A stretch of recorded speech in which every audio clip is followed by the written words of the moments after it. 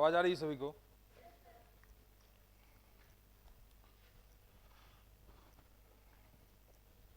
संभवतः हम दूसरी बार मिल रहे हैं ना?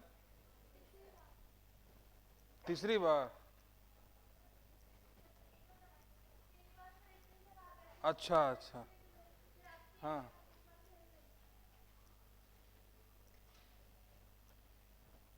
तो क्या पढ़ेंगे आप लोग? Modern history. Okay. Modern history जहां से सबसे अधिक प्रश्न पूछे जाते हैं। Modern history basically two parts में डिवाइडेड है ना? एक जो सामान्य तौर पे सब लोग समझते हैं कि मॉडर्न हिस्ट्री का मतलब है कि भाई आज़ादी की लड़ाई हमने कैसी लड़ी, महात्मा गांधी ने कौन कौन से आंदोलन किए, सुभाष चंद्र बोस कौन कौन से देश में ट्रैवलिंग किए, उसको स्वतंत्रता संघर्ष कहते हैं। लेकिन इसका एक दूसरा पहलू भी है, दूसरा पार्ट है, जिसको हम कहते हैं कि यूरोपीय कंपनियों का भारत में आगमन और उनका विस्तार, यानी कि यूरोपीय जो कंट्रीज थे वो इंडिया में कैसे आए, क्यों आए और किस तरीके से इंडिया में उनका ग्रोथ हुआ, स्टेप बाय स्टेप, है ना?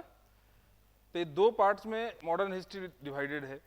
सबसे अधिक, अब इन दोनों पार्ट्स में सबसे अधिक जो प्रश्न पूछे जाएंगे, चाहे वो प्री हो, मेंस हो, यूपीएससी हो, एमपीपीएससी हो, उसमें से पूछा जाता है फ्रीडम स्ट्रगल से क्वेश्चन। आप कौन सा पार्ट पढ़ेंगे? Freedom struggle. अच्छा ठीक है। ये क्लास लाइव है ना?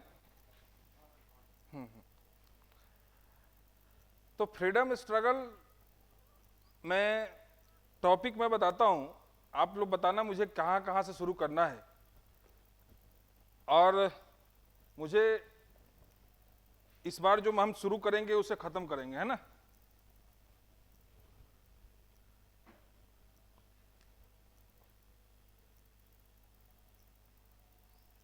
आप में से इंग्लिश मीडियम वाले कितने हैं? अच्छा, बाकी हिंदी मीडियम वाले। ओके। तो मॉडर्न हिस्ट्री में टॉपिक है 1757। क्या हुआ था? Battle of Plassey. तो प्लासी की लड़ाई लिख सकते हैं हम यहां।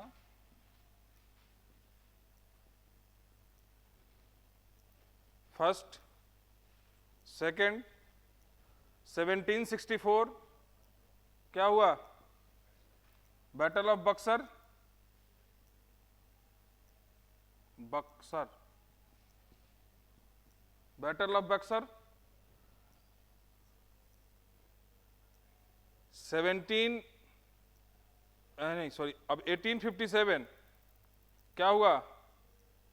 रिवॉल्ट हुआ।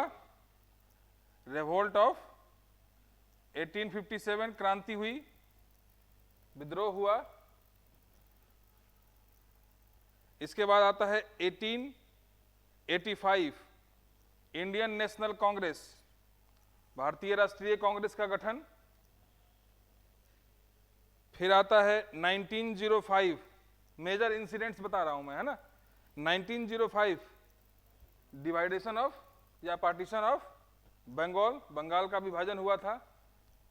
चलिए, तो हम लिख सकते हैं बंगाल का विभाजन। छठे नंबर पे नेक्स्ट आएगा, नेक्स्ट ईयर 1907, 1906 मुस्लिम लीग बना।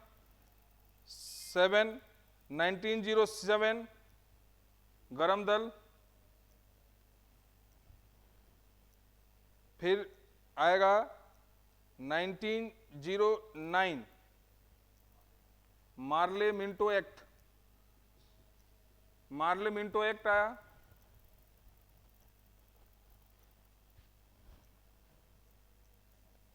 फिर 1912 कर लो या 11 कर लो, 11 दिल्ली दरबार। दिल्ली दरबार बना, दिल्ली दरबार हुआ 1911 में। फिर 11 के बाद आ जाएंगे हम 1914 में, जब वर्ल्ड वार फर्स्ट शुरू हुआ। फिर 1915 में जब गांधी जी इंडिया आए,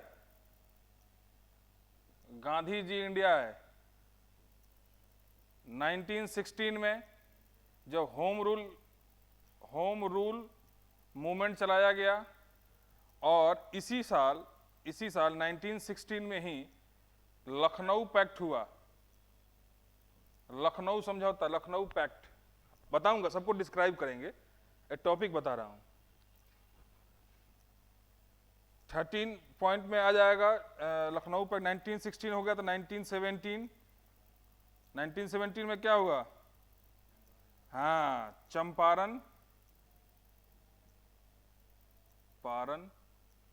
चंपारण मूवमेंट हुआ। 1918 में अहमदाबाद और खेड़ा मूवमेंट हुआ। अहमदाबाद प्लस खेड़ा,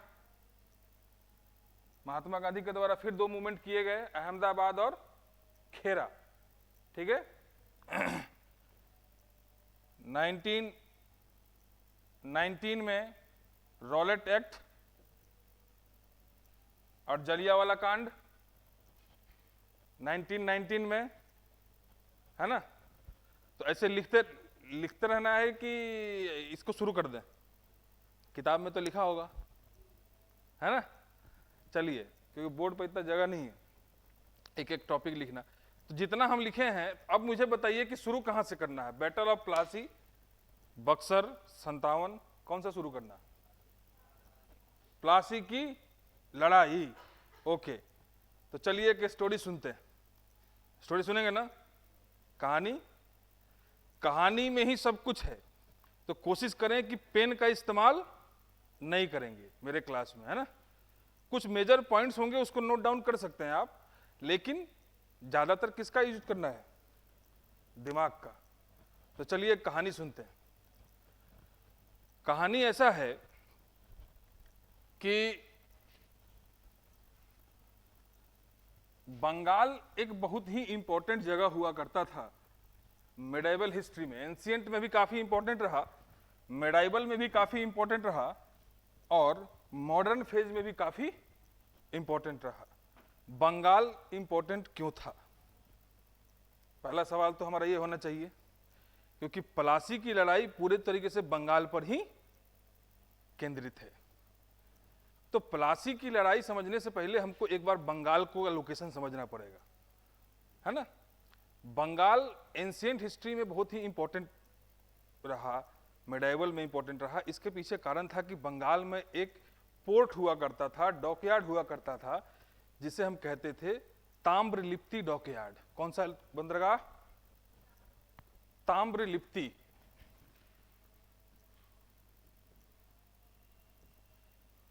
ताम्रलिप्ति डॉकयार्ड को हिंदी में बंदरगाह कहते हैं, अंग्रेजी में इसको पोर्ट भी कहते हैं, है ना। 2 तरह के पोर्ट होते हैं, एक नेचुरल पोर्ट होता है और एक आर्टिफिशियल पोर्ट होता है ना। जैसे हड़प्पन सिविलाइजेशन पढ़ेंगे तो उसमें 2 पोर्ट आता है, एक आर्टिफिशियल पोर्ट आता है जिसको हम लोग कहते हैं लोथल, गुजरात में भोगवा नदी के किनारे, है ना। और लोथल से याद आया कि भारत सरकार ने सामुद्रिक संग्रहालय, महासागरीय संग्रहालय मतलब म्यूजियम बनाने का निर्णय कहाँ किया है? लोथल में। करंट का क्वेश्चन है, याद रखिएगा, वेरी वेरी इंपॉर्टेंट है, पूछ सकता है। और एक दूसरा हड़प्पन सिविलाइजेशन में मिला है क्या? सुतका गेंडोर, जो कि नेचुरल डॉकयार्ड था। उसी तरीके से ताम्रलिप्ति बंदरगाह का जिक्र पहली बार किया था चाणक्य ने अपने अर्थशास्त्र नामक पुस्तक में। किसने किया था? चाणक्य ने। किस बंदरगाह का जिक्र? ताम्रलिप्ति का। तो जहां बंदरगाह होगा वहां डेवलपमेंट होगा, क्योंकि बंदर आज भी हमारे देश में या दुनिया में सबसे अधिक ट्रेड किस रूट से किया जाता है? वाटर रूट से। किस रूट से? वाटर रूट 2 कारण से किया जाता है। एक तो स्मूथ होता है ट्रैफिक, और दूसरा होता है कि सिक्योर रहता है ना। कुछ एकाध देश छोड़ दिया जाए तो बाकी सभी देश ठीक ही हैं। एक दो देश हैं जो सोमालिया वगैरह जो लूट लेते हैं, बाकी सब देश ठीक हैं। इसलिए समुद्र से सबसे अधिक व्यापार किया जाता है। तो व्यापार यानी कि बंदरगाह, बंदरगाह जहां रहेगा वहां व्यापार होगा। मुंबई का एग्जाम्पल, गुजरात का एग्जाम्पल, चेन्नई का एग्जाम्पल, ये सब आपको देखने को मिल जाएगा। वो जहां ट्रेड होगा वो जगह डेवलप भी होगा। एक बार ब्रिटेन के एक प्रधानमंत्री थे ब्रिस्टन चर्चिल। चर्चिल साहब ने कहा कि अगर बंगाल को सिर्फ लूट ले ब्रिटिशर्स तो पूरी दुनिया को लूटने की आवश्यकता नहीं पड़ेगी। तो बंगाल को लूट ले, तो इसलिए बंगाल बहुत ही इंपॉर्टेंट था। अब समझ में आया कि संपन्न था, काफी ज्यादा ग्रोथ था वहां पे। इसीलिए हर व्यक्ति जो मध्यकालीन इतिहास में राजा बना, मेडाइवल हिस्ट्री में जो किंग बना, उसको बंगाल चाहिए था, है ना। एक उदाहरण देता हूं। मेडाइवल हिस्ट्री पढ़े हैं, थोड़ा बहुत पढ़े हैं कि नहीं? मेडाइवल हिस्ट्री में गुलाम डायनेस्टी का एक राजा हुआ करता था, बलवन। नाम सुना है?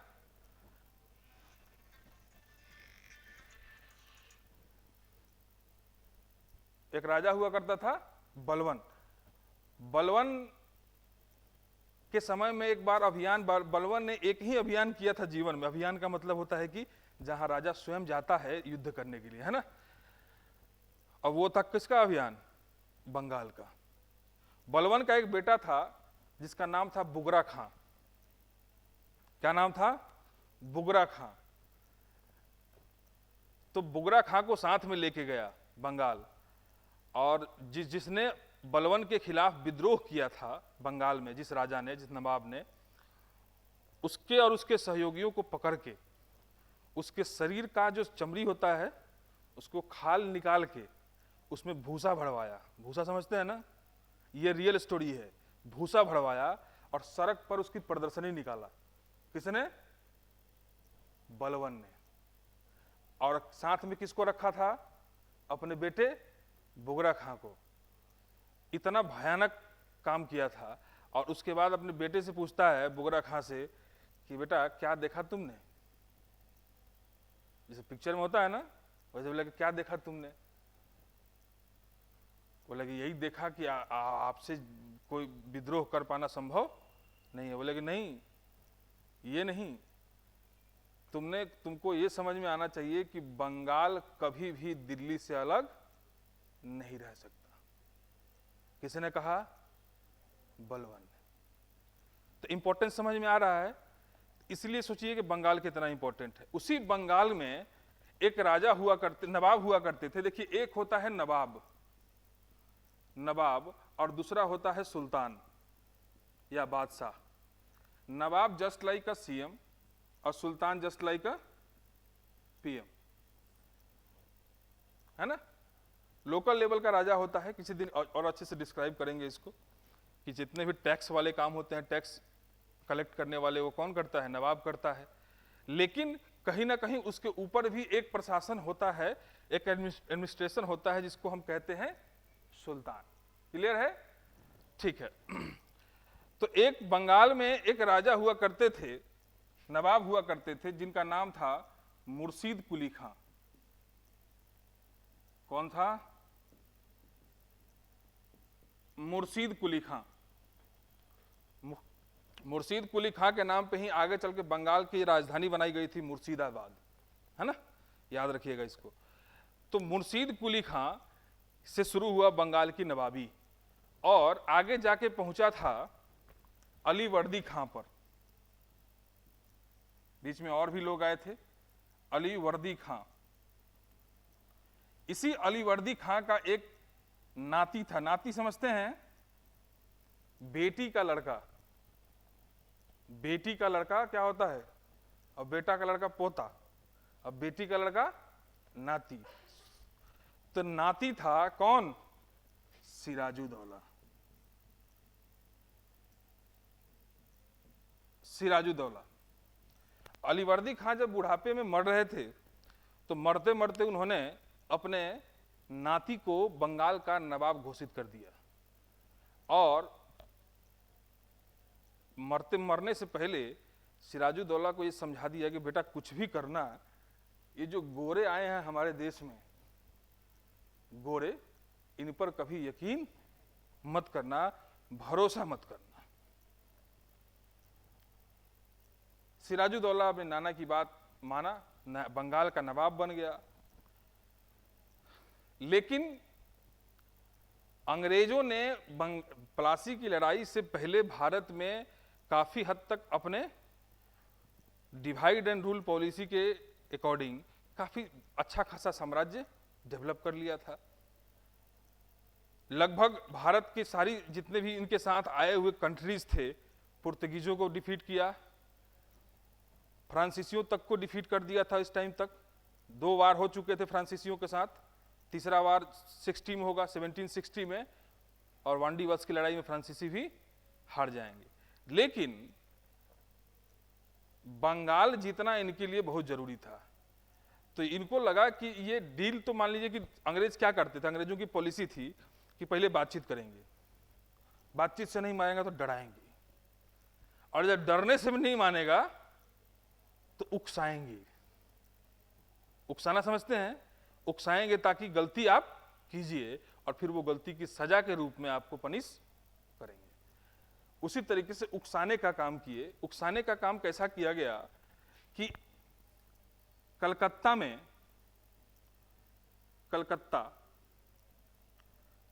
में एक किलेबंदी किया गया। क्या किया गया? किलेबंदी। कलकत्ता में किलेबंदी किया गया। किसके द्वारा? अंग्रेज का मतलब क्या है? अंग्रेज तो ढेर सारे हैं, लेकिन जब भी अंग्रेज बोलेंगे तो उसका मतलब ब्रिटिशर्स से है। तो ब्रिटिशर्स ने क्या किया? कलकत्ता में एक किलेबंदी। किले का बंदी का मतलब क्या होता है कि जैसे ये मेरा साम्राज्य है छिंदवाड़ा, और मेरे साम्राज्य में ये आता है और आकर क्या करेगा कि एक अपना किला बना देगा, अपनी एक सेना रख लिया,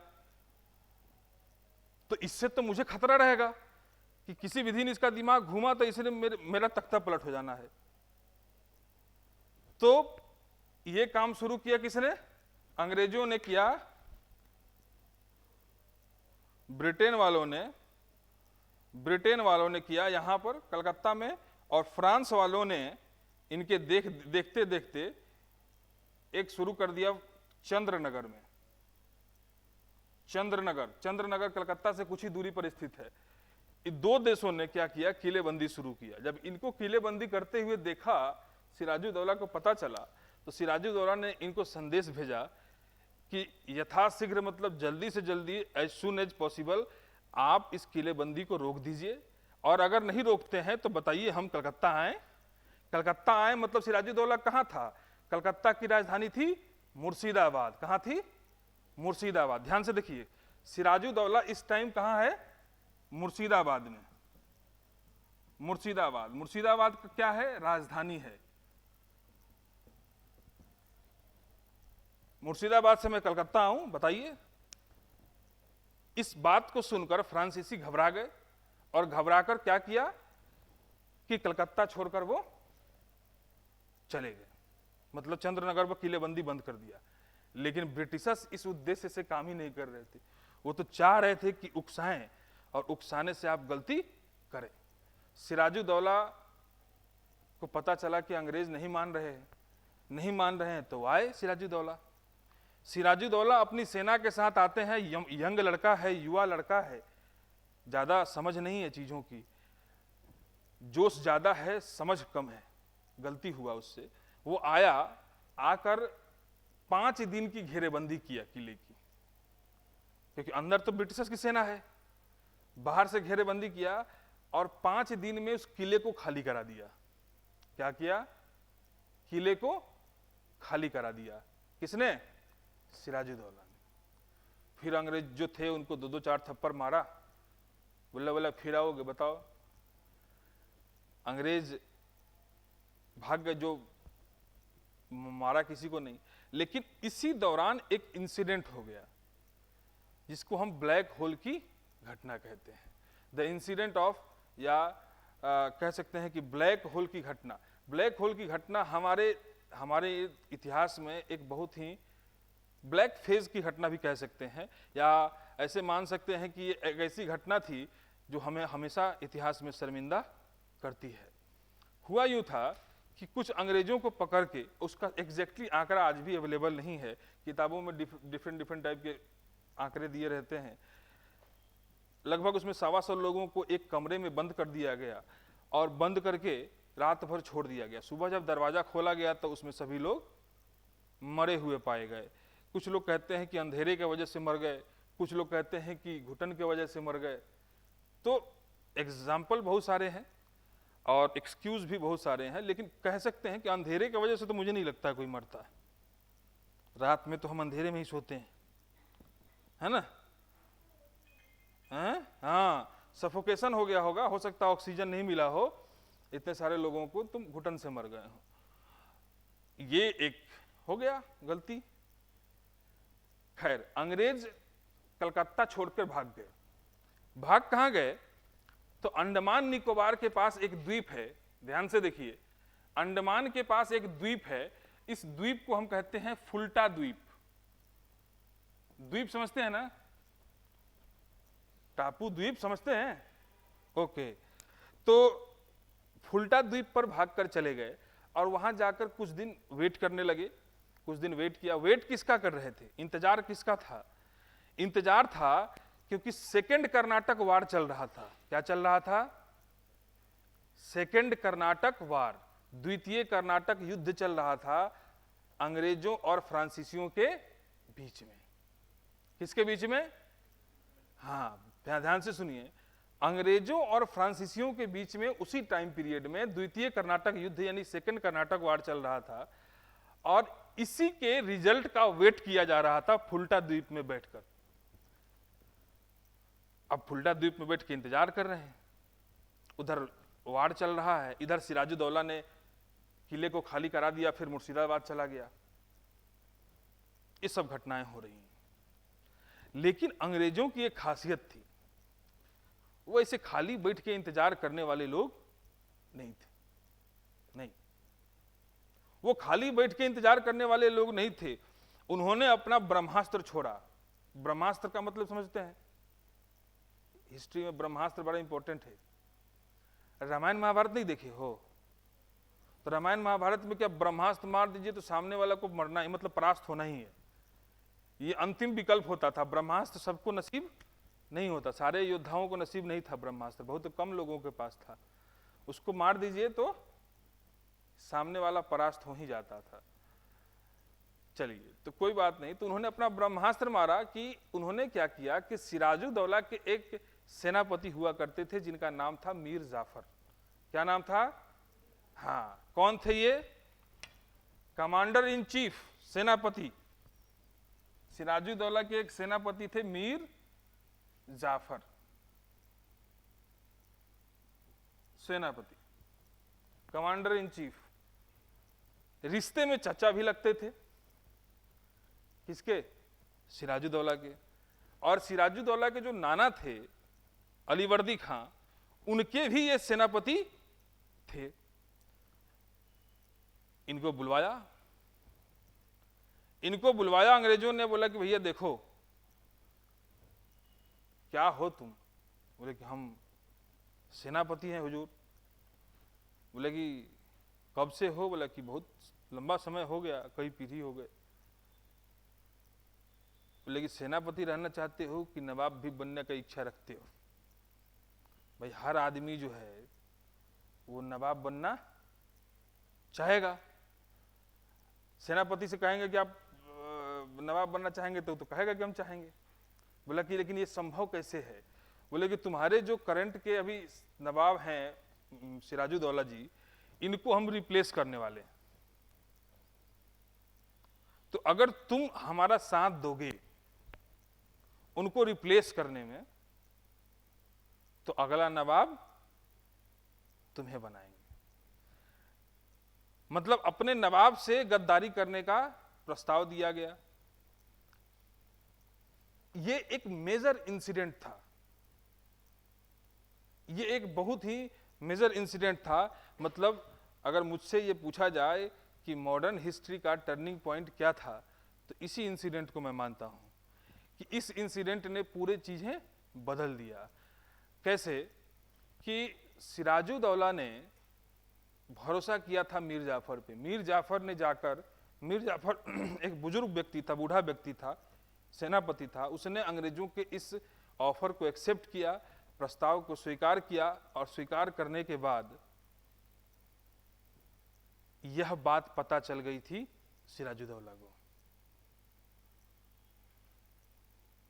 कि हमारे सेनापति ने अंग्रेजों से हाथ मिला लिया है और कभी भी ये हमको धोखा दे सकता है। युवा लड़का है, सोचिए क्या उसके दिमाग में आएगा। लेकिन फिर भी समझदारी का काम किया उसने बुद्धिमानी दिखाते हुए मीर जाफर के पास गया।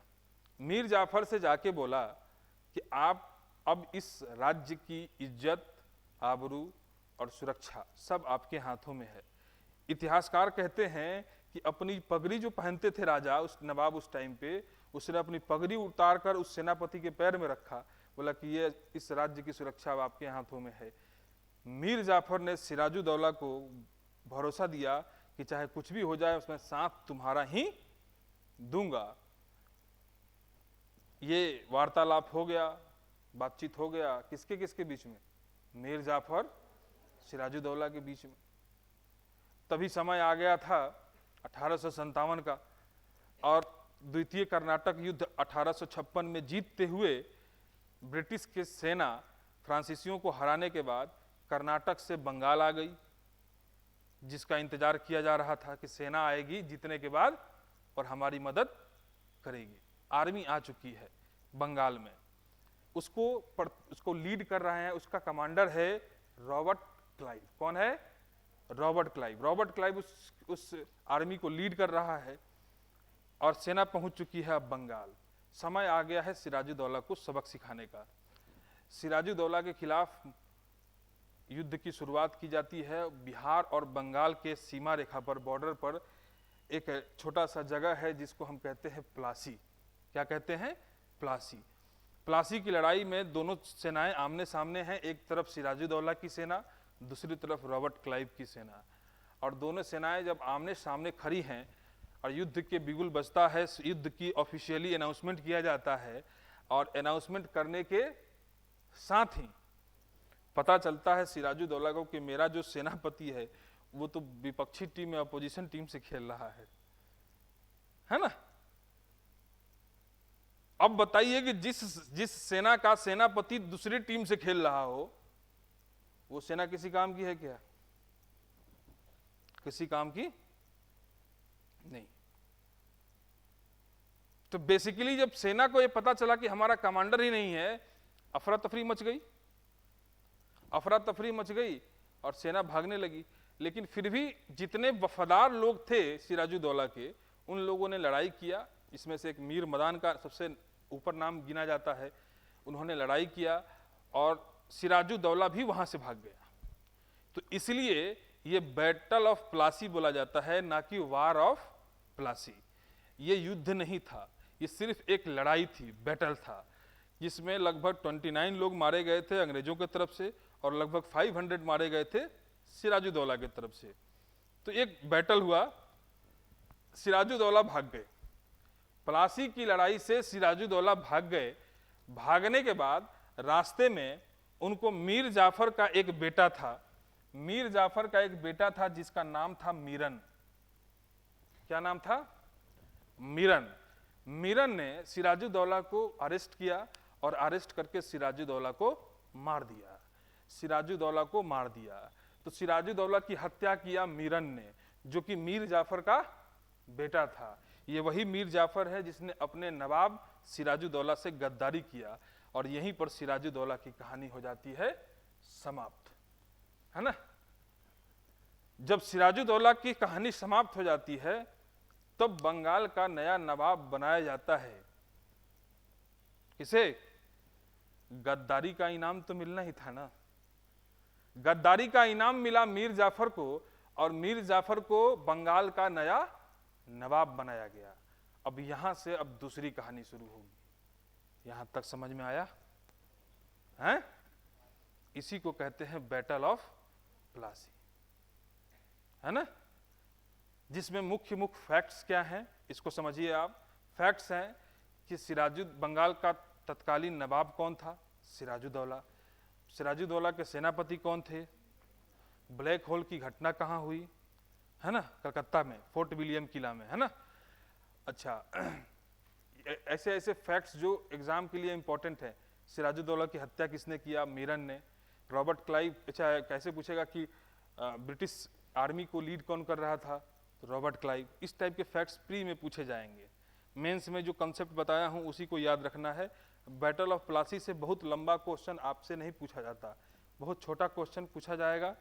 खासतौर पे एमपी पीएससी वगैरह का बहुत फेवरेट क्वेश्चन रहता है ये बैटल ऑफ प्लासी। तो बैटल ऑफ प्लासी यहाँ तक समझ में आया है कहानी? हैं? पीछे नहीं बोल रहे रे, आया सबको समझ में? हाँ, नहीं आएगा तो टीचर का काम है 2 बार 4 बार बताना, है ना, फिर से पढ़ा दूंगा मैं दूसरे तरीके से। आया ना सबको समझ में? और जिंदा रहो क्लास में, है ना। मरने के लिए तो पूरी दुनिया पड़ी है, क्लास में जिंदा रहना है, विद्यार्थी के लक्षण होने चाहिए। चलिए अब हम लोग दूसरी कहानी पे आते हैं। सिराज भैया मर चुके हैं और उनके जगह पे उनके सेनापति नवाब बन गए हैं, जिनका नाम क्या है? मीर जाफर। अब नवाब साहब बुढ़ापे में सेनापति बने, नवाब बने, सेनापति से प्रमोशन हो गया उनका, नवाब बन गए। नवाब बने तो बैठे कुर्सी पर, तो कुर्सी का मजा तो सबको आता है। कुर्सी का मजा ले रहे थे तो रॉबर्ट क्लाइव पहुंच गया, बोला कि और नवाब साहब मजा आ रहा है? मतलब पहली बार आप, अब तक तो खड़े रहते थे नवाब के सामने, अब खुद ही नवाब हैं, मजा आ रहा है? बोले कि हाँ देखते हैं, मजा तो आ ही रहा है। बोले कि थोड़ा सा मजा हमको भी दीजिए, सारा मजा खुद ही लेंगे क्या? नवाब बना दिया आपको, तो पहले तो बताइए कि खजाना कहाँ है? क्या कहाँ है? हाँ, पहले खजाना दीजिए हमको। आपके पास रास्ता नहीं है, आप पपेट हैं। क्या हैं? हाँ, रबर स्टाम्प हैं आप वही करेंगे जो हम कहेंगे, क्योंकि हमने आपको बनाया है। रॉबर्ट क्लाइव कह रहा है खजाना लाइए, खजाना ले लिया। फिर बोला बंगाल में स्वतंत्र रूप से व्यापार करने के लिए हमें ऑफिशियली आपका स्टेटमेंट चाहिए कि हमारे जो ट्रेडर्स हैं, हमारे जो व्यापारी हैं, वो स्वतंत्र रूप से, स्वतंत्रता के साथ इंडिपेंडेंट रूप से बंगाल में ट्रेड कर सके हमारी शर्तों पर। इसके लिए ऑफिशियली स्टेटमेंट चाहिए, वो भी ले लिया उनसे।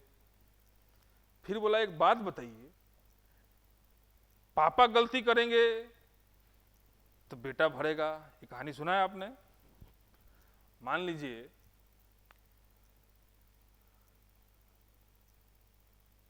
आपसे पहले वाले नवाब ने हमसे लड़ाई किया, उसमें हमारा नुकसान हुआ, तो उसकी भरपाई कौन करेगा? मनमोहन सिंह कर्जा लेंगे तो मोदी जी भरेंगे, मोदी जी कर्जा लेंगे तो हो सकता है योगी जी का चल रहा है आजकल, योगी जी भरेंगे। मतलब कुछ भी हो सकता है राहुल जी भी बन जाए, संभव है। लेकिन अगला जो प्रधानमंत्री होगा या अगला जो अधिकारी बनेगा वही भरना है, उसी को भरना है। तो आपसे पहले वाले नवाब सिराजुद्दौला ने हमको बहुत नुकसान दिया, तो उस नुकसान का हर्जाना कौन भरेगा? आप भरेंगे। और बेहुदा तरीके से हर्जाना भी देना पड़ा। किसको? मीर जाफर को, रॉबर्ट क्लाइव, मीर जाफर को देना पड़ा। ये सारा काम हो गया। फिर बोला कि जितने भी टैक्स इंप्लीमेंट करते हैं आप किसानों पर, वो टैक्स इंप्लीमेंटेशन का काम हमको दे दीजिए। सिविल राइट्स है ना, इस सिविल राइट का सबसे महत्वपूर्ण पार्ट था ये। ऐसे ऐसे ढेर सारे उनसे संधि करवा लिए, सिग्नेचर करवा लिए कागजों पे। बंगाल में जो सोर्स ऑफ इनकम था नवाब का, वो दो तरीके का था। पहला था व्यापारियों से। किससे? व्यापारियों से। भाई उस समय नवाब के पास दो ही सोर्स थे ना, एक ट्रेड का पैसा और दूसरा एग्रीकल्चर का पैसा। तीसरा कोई पैसे का सोर्स नहीं था। तो 1717 में 1717 में एक मुगल शासक हुआ करते थे फर्रुखसियर। नाम सुना है आपने? फर्रुखसियर ने 1717 में अंग्रेजों को एक दस्तक जारी किया था। अंग्रेजी में भी दस्तक ही होगा और हिंदी में भी दस्तक ही होगा। दस्तक just like a order, just like a फरमान, है ना। ये दस्तक क्या था कि 3000 रुपए वार्षिक के बदले, मतलब 3000 ईयरली अंग्रेज हमको देंगे। किसको? फर्रुखसियर को। और फर्रुखसियर ने कहा कि इस 3000 रुपए के बदले अंग्रेज जब भी चाहें, जहां भी चाहें, चुंगी मुक्त व्यापार कर सकते हैं। ध्यान से सुनिए, बहुत ही इंपॉर्टेंट है। चुंगी मुक्त व्यापार, the turning point of modern history, 1717 and 1757, दोनों चीजें बता रहा हूं। 1717 में फर्रुखसियर की तबीयत खराब हुई थी, और उस तबीयत खराब हुआ था तो उसका इलाज किया था एक अंग्रेज ने। वो बच गया, जिंदा हो गया, मरने से बच गया। मरने से बच गया तो उसने 3000 रुपये, मात्र 3000 रुपये भीख के बदले, 3000 रुपये भीख था उस जमाने में सुल्तान के लिए। उसने क्या किया कि फरमान जारी कर दिया कि अंग्रेज पूरे भारत में जहां भी मुगल साम्राज्य है वहां, खास तौर पे बंगाल में, चुंगी मुक्त व्यापार कर सकते हैं। चुंगी मतलब टैक्स, उनको टैक्स नहीं देना है।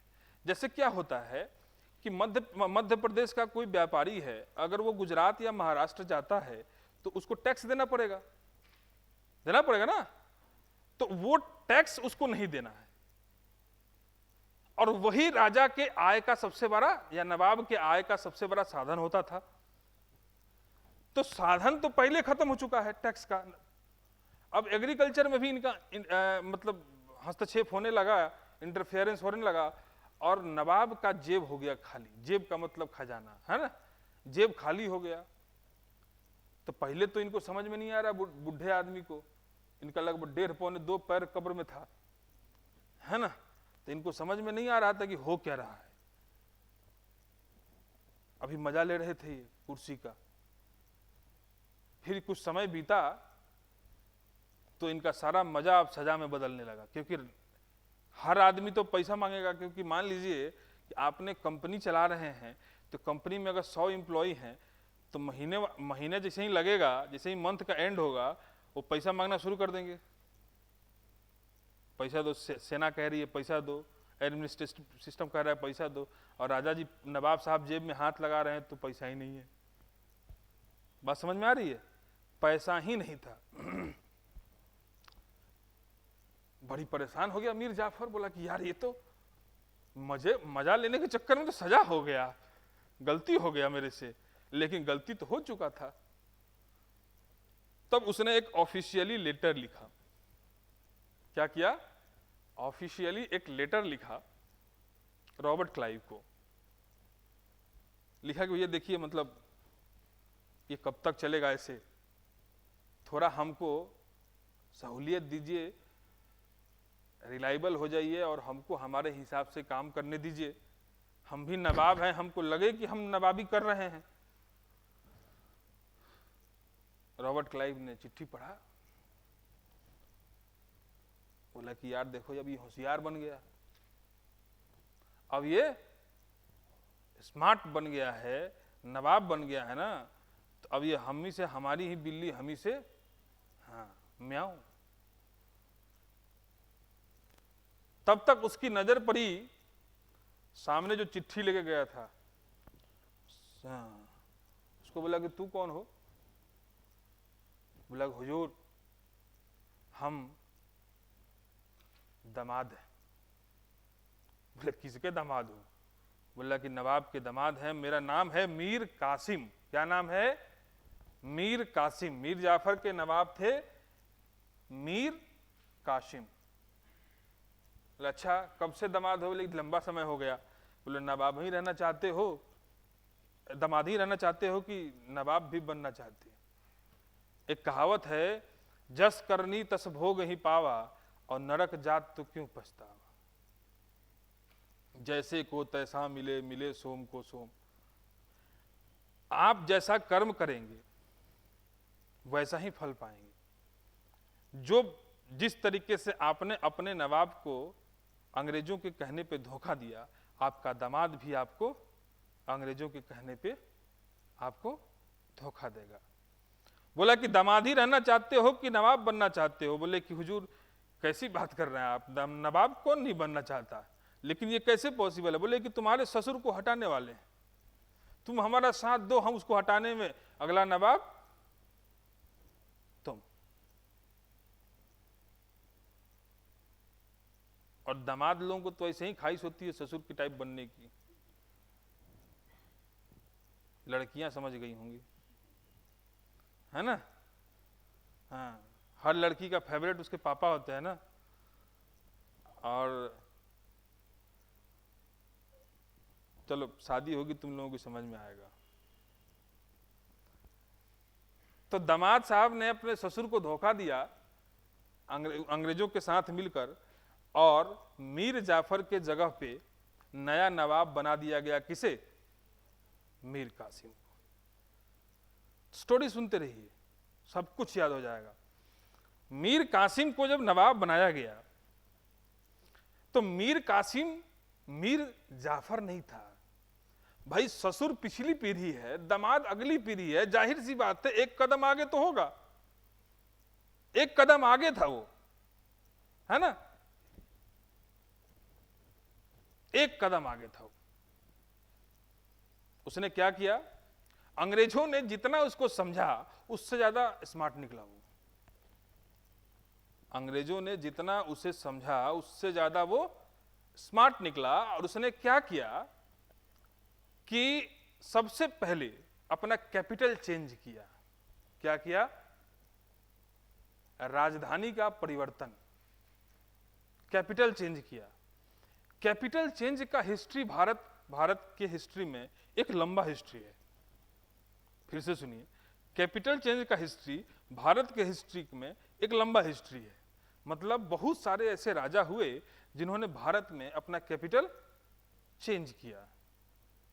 एंशिएंट काल में भी आप देखेंगे तो मगध जब पढ़ते हैं तो मगध की राजधानी पहले राजगीर थी, फिर उसको उदयन ने पाटलिपुत्र ले आया, फिर पाटलिपुत्र से शिशुनाग ने उसको वैशाली ले गया, फिर शिशुनाग का बेटा कालाशोक ने वापस उसे वैशाली से पाटलिपुत्र ले आया।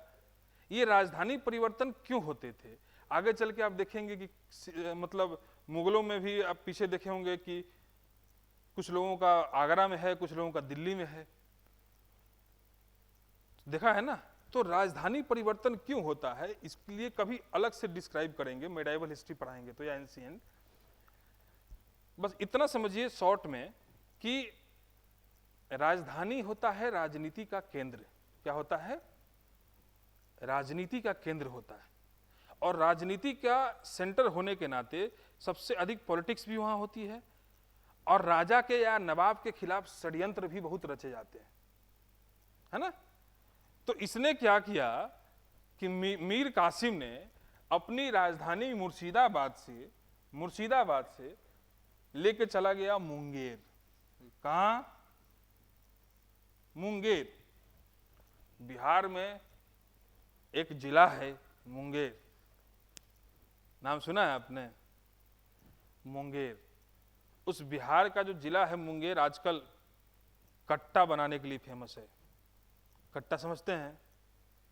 वहां कहते हैं कि वहां के लड़के चलते चलते कट्टा बना देते हैं, इतने एक्सपर्ट होते हैं कट्टा बनाने में। कट्टा लड़कियां समझती हैं, लड़के तो समझ गए होंगे, गोली बंदूक बड़ा फेवरेट होता है। लड़कियां समझती कट्टा?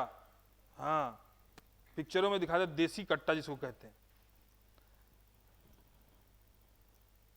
तो मुंगेर लेके चला गया। कहां से? मुर्शिदाबाद से। पहला काम किया मीर कासिम ने, क्योंकि अंग्रेजों ने इसको हल्के में ले लिया। अब राजधानी परिवर्तन से क्या हुआ कि अंग्रेजों का इंटरफेरेंस इसके एडमिनिस्ट्रेशन में कम होने लगा, कम हो रहा था, नया जगह था।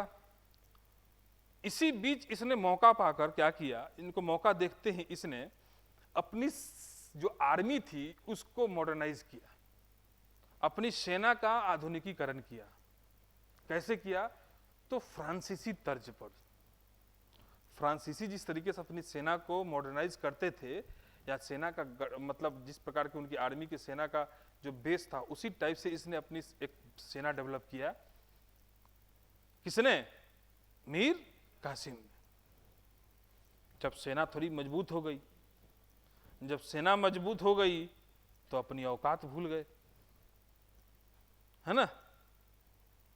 सेना मजबूत हो गई। अब देखिए, जितनी सेना बढ़ाएंगे उतना ज्यादा आपको इनकम भी बढ़ाना पड़ता है ना। मेडाइवल हिस्ट्री जब पढ़ते हैं तो उसमें अलाउद्दीन खिलजी के बारे में पढ़ते हैं। कितने लोग पढ़े हैं अलाउद्दीन खिलजी के बारे में? हाथ उठाइए जरा, एक दो। अरे हम सवाल नहीं पूछेंगे, पूछ रहे हैं बस ऐसे ही, क्रॉस क्वेश्चन नहीं पूछता मैं, वो आपका काम है पूछना, मेरा नहीं, है ना। अलाउद्दीन खिलजी का एक बहुत ही इंपॉर्टेंट टॉपिक है, पहले भी एमपीपीएससी और यूपीएससी में कई बार पूछा गया है ये मेंस में।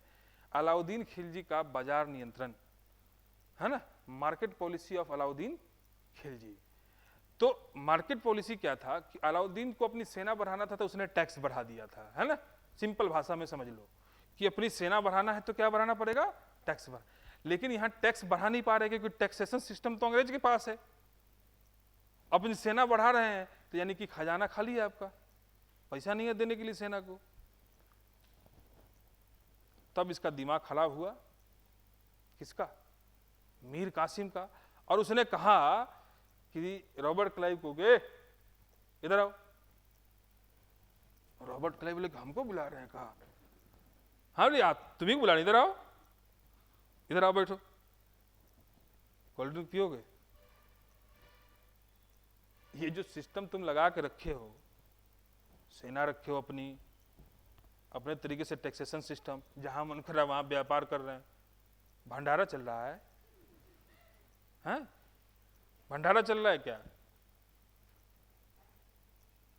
आज से तुम वही करोगे जो हम कहेंगे, और वही इस राज्य में होगा जो मैं चाहूंगा। और सुनो बे, पूछ नहीं रहे, बता रहे। रॉबर्ट क्लाइव को थोड़ी देर सदमा लग गया कि अरे बाप रे, इस तरीके की बेइज्जती है। बोले कि यार तुम्हारी हिम्मत कैसे हुई, तुम हमसे ऐसे बात कर रहे हो, है? हमने तुमको गद्दी दिया और तुम हम ही से मतलब इतनी बदतमीजी से बात कर रहे हो। कम से कम तुम्हारे ससुर तमीज से तो बात करता था, तुमसे तो बेहतर तुम्हारा ससुर था, तमीज से बात करता था। तो तुमसे बेहतर तुम्हारा ससुर है तो हटाओ इसको, वापस से लेके आओ किसको? ससुर को। मीर कासिम को हटा दिए, मीर जाफर को बना दिए। मीर कासिम कह रहा है तो ये बहुत अच्छा। मीर कासिम का कैरेक्टर हिस्ट्री में ऐसा था, बरबोला कुछ लोग नहीं होते हैं बरबोले, औकात कुछ नहीं लेकिन लिए लंबी लंबी फेंकेंगे। मीर कासिम उसी टाइप के लोगों में से था। अभी कहानी इसका लंबा है, बताऊंगा। मीर कासिम बोला कि तो अब क्या मारोगे? बोला कि बिल्कुल मारेंगे तुमको, तुमने तो गलती किया तो मारेंगे। बोला कि मारोगे तो हम भाग जाएंगे। भाग गया मीर जाफर, मीर कासिम भाग गया और भाग कर गया अवध। कहां गया? ध्यान से देखिए, अवध। मिटा के फिर से लिखता हूं, 1 मिनट रुक जाओ।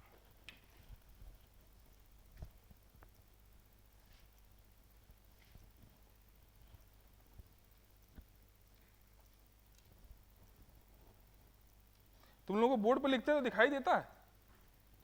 हैं? दिखाई देता है? ओके।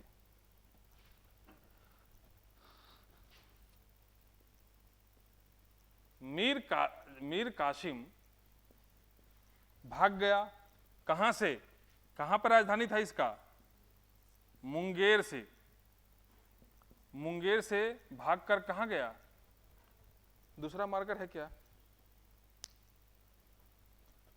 या इंक, कुछ भी? अवध गया, है ना? जब वो अवध गया तब अवध के जो नवाब थे उस टाइम पे, वो थे सुजाऊ दौला। कौन थे? सुजाऊ दौला। अभी लिख के बता देंगे। छेद है इसमें? नहीं है।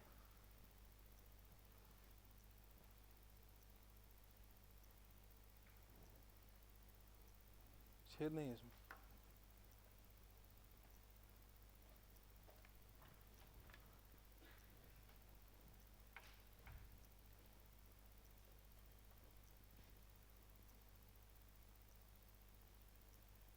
दे दो मुझे।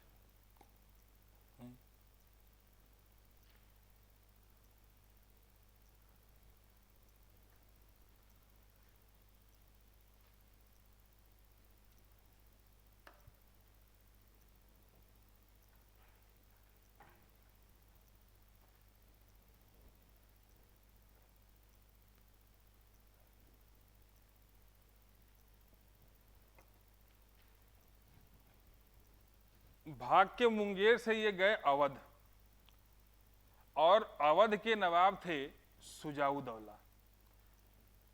सुजाऊ दौला, याद रखना। बंगाल में कौन था? सिराजू दौला। यहां पे कौन है? सुजाऊ दौला। सुजाऊ दौला जब ये इसका मीर कासिम का मित्र था, तो मित्र मुसीबत में है तो दूसरे मित्र के पास गया। दूसरे मित्र के पास गया, हाय हेलो हुआ, हाय हेलो हुआ, तभी मीर कासिम की नजर पड़ी बगल वाली कुर्सी पर। नवाब के बगल वाले चेयर पे एक और चेयर लगा हुआ था, बड़ी भारी भरकम चेयर लगा हुआ था। उस पर जैसे ही नजर गई, मीर कासिम तुरंत घुटनों के बल बैठ गए और बैठकर झुक के सलाम किए। झुक के सलाम किए क्यों? क्योंकि सुजाऊ दौला के बगल में एक दूसरा व्यक्ति बैठा हुआ था, जिसका नाम था शाह आलम द्वितीय, शाह आलम सेकंड। ध्यान से सुनिए, सुजाऊ दौला बंगाल के अवध के क्या थे? नवाब हैं ये। इनके साथ इनके बगल वाली कुर्सी पर मुगल बादशाह है ये कौन है? मुगल बादशाह शाह आलम द्वितीय। अब बताइए, शिवराज सिंह चौहान के दरबार में मोदी जी दिखाई दे तो आश्चर्य की बात है कि नहीं? भाई मोदी जी के दरबार में शिवराज सिंह दिखाई देंगे ना, तो शिवराज सिंह चौहान जी के दरबार में मोदी जी बैठे हुए हैं, ये बड़ी आश्चर्य वाली बात है। मीर कासिम ने कहा, हुजूर आप इधर? बोले कि हमारा छोड़ो बे, तुम बताओ, बंगाल के तो तुम नवाब बने थे, इधर क्या कर रहे हो? बोला कि पास्ट टेंस है वो, हम थे अब नहीं हैं, अब भाग रहे हैं, अंग्रेज ढूंढ रहे हैं हमको। बोले कि फिर तो तुम आओ, बगल में बैठो, आओ आओ बैठो, तुम्हारा हमारा दर्द एक ही है, आओ। शाह आलम भी भागे हुए थे, उधर नादिर शाह चढ़ाई किए हुए था, तो शाह आलम भी अपने दिल्ली छोड़ के भागे हुए थे। शाह आलम को बेताज बादशाह कहते हैं। क्या कहते हैं? हाँ, बेताज बादशाह। ताज नहीं है, सर पर ताज नहीं है, लेकिन बादशाह हैं। तो मुगलों में जब औरंगजेब की मृत्यु हुई, उसके बाद इसी टाइप के राजा बने, बेताज बादशाह, शाहे बेखबर। शहंशाह हैं, बेखबर हैं कि शाह राज्य में क्या हो रहा है। हाँ, शाहे बेखबर, रंगीला बादशाह, है ना? तो ऐसे ऐसे तो बादशाह हुए मुगलों में औरंगजेब के बाद। तो उसी में से एक ये भी थे, शाह बेताज बादशाह। अब देखिए, एक है अवध का नवाब सुजाउदौला, उसके पास आके आसन जमा के कौन बैठ गया है, डर के भाग के आया है कौन, जो कि मुगल बादशाह है। ये तो नवाब है। अब एक तीसरा आता है, तीसरा आके कौन बैठ जाता है, मीर कासिम। अब देखिए, मीर कासिम जी बैठ जाते हैं, बंगाल के पूर्व नवाब। एक राज्य तीन राजा।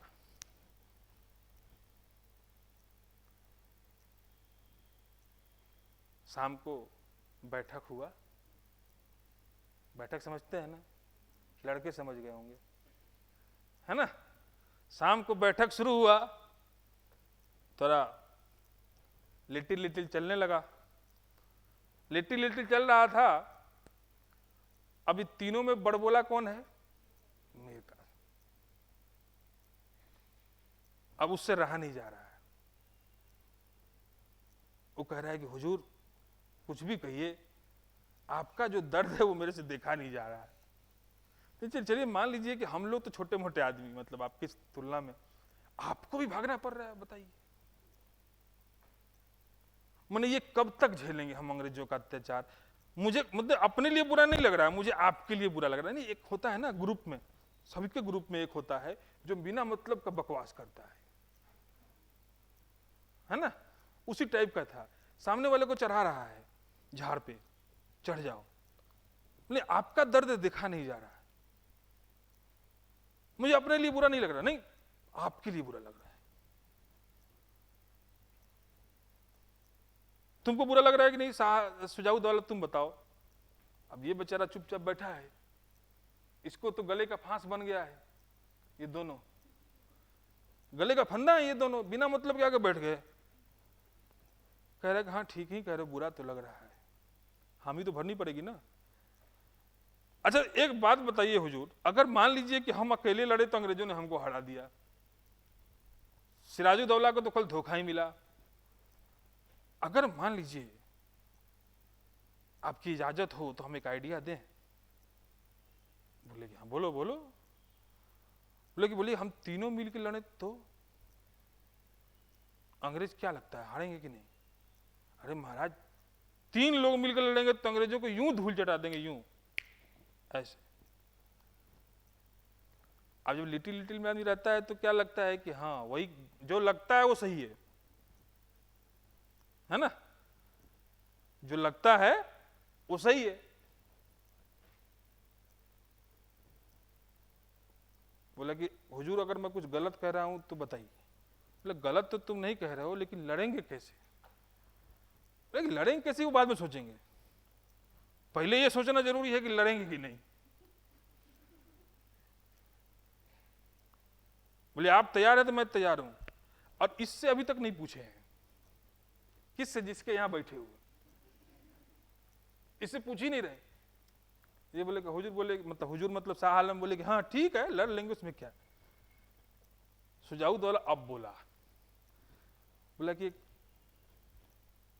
लड़ने के लिए कह तो रहे हो, सेना है तुम्हारे पास, और हमारे पास इतनी नहीं है कि हमारे बल पे तुम कूद रहे हो। बोला कर दिया ना तुमने छोटी बात, भाई के रहते, भाई के रहते तुमने छोटी बात कर दिया यार। सेना, सेना क्या चीज है यार, कितना सेना चाहिए तुम ये बताओ। मतलब हम अकेले आए तो तुमको लग रहा है कि हम कमजोर हैं, कितना सेना चाहिए ये बताओ। सुजाउदौला को थोड़ी देर समझ में नहीं आया क्या बोल रहा है। बोला कि यार तुम जितना ले आओ उतना कम है युद्ध के मैदान में, इसमें कौन सी बड़ी बात है। बोला कि वो सेना की जिम्मेदारी मैं लेता हूं, बाकी खर्चा तुम उठा रहे हो ना। बोला ठीक है देख लेंगे खर्चा, ठीक बाकी खर्च उठा लो। तीनों ने प्लान किया अंग्रेजों से लड़ने का, और पहुंच गए बक्सर। कहां पहुंच गए, बक्सर। 1764 की कहानी है ये। पहुंच गए बक्सर, बिहार में एक जगह है बक्सर। बक्सर में सामने फिर से रॉबर्ट क्लाइव की सेना, और ये तीन इधर से।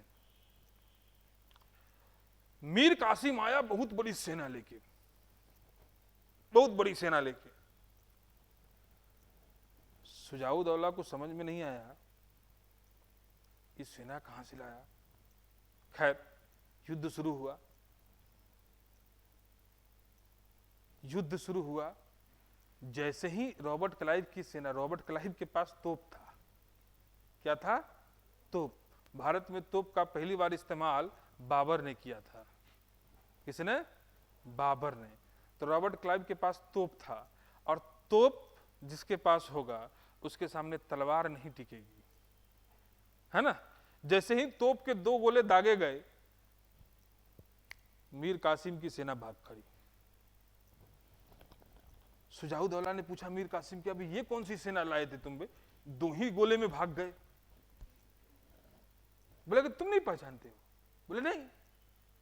कैसे तुम नवाब हो बे, ये सब तुम्हारे ही राज्य के तो हैं। बोले कि मेरे राज्य के? बोले हाँ, कल ही तो भर्ती किया था इनको। मतलब उसने क्या किया था कि अवध से ही लोगों को, अवध और उसके आसपास के क्षेत्रों से लोगों को, इससे पूछा कि तुम युद्ध देखे हो कभी? बोला नहीं। चलो दिखा के लाते हैं। इस टाइप के ऐरू गैरू नथु खैरू को सबको सेना में भर्ती। अब मान लो कि तुमने जिंदगी में आज तक कभी कट्टा तक नहीं देखा और तुमको सामने से तोप चलते हुए दिखाई दे, तो तुम क्या करोगे? भागोगे ही ना। भाग लिए, वो भाग गई सेना। जब मीर कासिम की सेना भागी तो उसको देख के शुजाउद्दौला की सेना भी भाग ली। शुजाउद्दौला की सेना भी भाग गई। थोड़ी देर तक टिके रहे, फिर बाद में वही भाग गए। तो बक्सर का युद्ध भी ऑलमोस्ट लड़ाई ही था, है ना। लेकिन चूंकि बड़ी सेना ने युद्ध में दोनों तरफ से पार्टिसिपेट किया था, 20,000 की सेना युद्ध कर रही थी शुजाउद्दौला की तरफ से, तो इसीलिए इसको युद्ध की श्रेणी में रखा जाता है। लेकिन हालांकि ये कोई युद्ध, लॉजिकली कोई युद्ध नहीं था। सामने वाला तोप चला रहा है, हमारी सेना भाग रही है, कौन सी लड़ाई है ये, है ना। फिर रॉबर्ट क्लाइव ने तीनों को पकड़ लिया। किसको? ये तीनों, शुजाउद्दौला, शाह आलम, मीर कासिम। बोला पकड़ के लाओ उनको, जरा बैठाओ। बोला कि एक बात बताओ बे,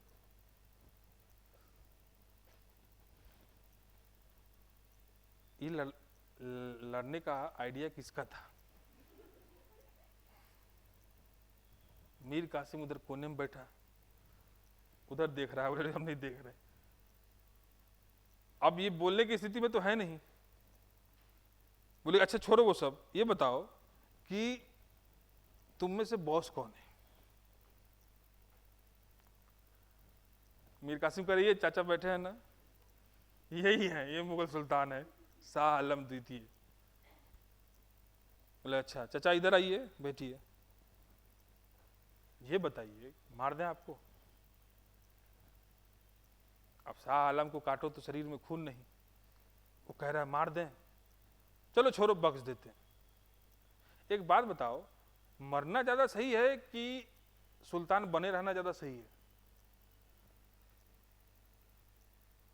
बोला कि हुजूर आप कैसी बात कर रहे हैं, सब आदमी चाहेगा कि सुल्तान बने रहें। बोले कि हम तुमको नहीं मार रहे, हम तुमको सुल्तान बना देते हैं,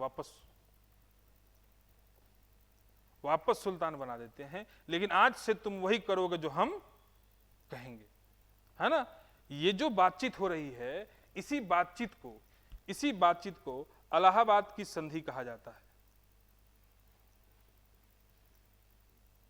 इलाहाबाद की, the treaty of Allahabad, the treaty of Allahabad 1764-65, है ना। ये जो ट्रीटी 1764 में क्या हुआ? बैटल ऑफ बक्सर, है ना, और 1765 में ये ट्रीटी किया जा रहा है ना। तो इलाहाबाद की जो संधि हुई वो 2 संधियां हुई, फर्स्ट और सेकंड। फर्स्ट हो रहा है अंग्रेज प्लस कौन? शाह आलम। शाह आलम को कहा अंग्रेजों ने कि भैया तुमको हम सुल्तान बनाए रखेंगे, लेकिन शर्त एक है कि तुम वही करोगे जो हम कहेंगे।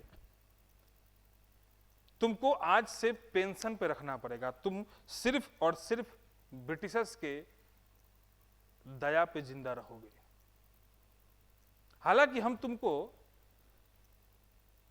आय के स्रोत बढ़ाने के लिए कुछ जगह देंगे। जैसे क्या हुआ कि एक जगह था इलाहाबाद के पास जिसको करा कहते हैं। क्या कहते हैं? वेरी वेरी इंपॉर्टेंट, करा। जगह का ही नाम है, नाउन है ये। करा का क्षेत्र था। ये किसके पास था पहले? तो इलाहाबाद के और करा का क्षेत्र पहले था सुजाउदौला के पास। किसके पास? ये बहुत इंपॉर्टेंट क्षेत्र था एग्रीकल्चर और ट्रेड के लिए, करा। तो सुजाउदौला के पास था। सुजाउदौला से लेकर किसको दे दिया गया? शाह आलम को करा का क्षेत्र दे दिया गया। यानी किसको कमजोर किया गया? सुजाउदौला। हो गया संधि? फिर बोला अच्छा, अवध के नवाब साहब कौन है? सुजाउदौला, बुलाया जाए उनको। सुजाउदौला को बुलाया गया। तो दूसरी संधि हुई अंग्रेज प्लस सुजाउदौला। सुजाउदौला इस ट्रीटी में सुजाउदौला से करा का क्षेत्र लेकर शाह आलम को दे दिया गया और सुजाउदौला को भी बोला गया कि हम तुमको मार नहीं रहे, तुमको बख्श रहे हैं। अंग्रेज क्यों नहीं मारते थे, इसके पीछे भी कारण था, बताऊंगा। वो चाहते तो हटा के अपना आदमी रख सकते थे, लेकिन वो क्या होता है कि जैसे कमलनाथ जी हैं, तो कमलनाथ जी छिंदवाड़ा में चाहे अच्छे नेता हो या बुरे नेता हो, बट यहाँ के लोगों के लिए तो फेवरेट ही है ना, लोग उनको पसंद करते हैं ना। वैसे ही हर जगह का जो राजा होता है, वो नवाब होता है, वो वहाँ की जनता के लिए बहुत ही फेवरेट होता है। वहाँ किसी नए आदमी को, जैसे आजकल एक वर्ड आता है ना, पैरासूट कैंडिडेट, है ना, तो पैरासूट कैंडिडेट अगर किसी कोई आएगा तो उसको लोग पसंद नहीं करेंगे, उसको भगा देंगे। इसलिए अंग्रेज इस राजनीति को करते थे, इस कूटनीति पर चलते थे कि नवाब को हराने के बाद उसको वापस से बना देते थे। उसी तरीके से सुजाउदौला को भी वापस से नवाब बना दिया, इनसे करा का क्षेत्र ले लिया और अपने हिसाब से टैक्सेशन सिस्टम इन पर लाद दिया कि आप वही टैक्स देंगे, वही चीजें करेंगे जो हम करवाएंगे आपसे, मरता क्या ना करता। इसे हम कहते हैं द ट्रीटी ऑफ इलाहाबाद, है ना। ये कब हुआ? 1765 में। क्लियर है? अंग्रेज को फिर से लीड कर रहा था कौन? तो रॉबर्ट क्लाइव। अंग्रेजों की तरफ से हेड था रॉबर्ट क्लाइव। इधर से शाह आलम, पहला समझौता हुआ, दूसरा समझौता हुआ सुजाउदौला से। अब बारी है तीसरे की। बोला कि वो कहां गया लप्पेबाज, बुलाओ उसको।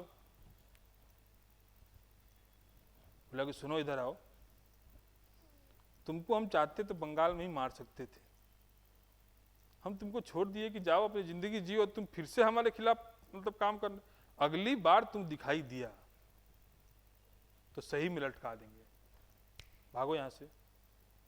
कहते हैं उसके बाद मीर कासिम भागा और भटकता रहा और एक दिन कलकत्ता में ही उसकी मृत्यु हुई। तो कलकत्ता में उसका शरीर मिला था। तो खैर, तो ये इसे हम कहते हैं बक्सर की लड़ाई, बक्सर का युद्ध। समझ गए? तो battle of Plassey and battle of Buxar समझ में आया है? हाँ या ना? जोर से बोलो, एक बार और जोर से बोलो। सो गए हो का? नहीं, सुबह सुबह का मौसम है थोड़ा सुहाना है, रात में तो रात्रि चर बन गए हो हैं कि निशाचर।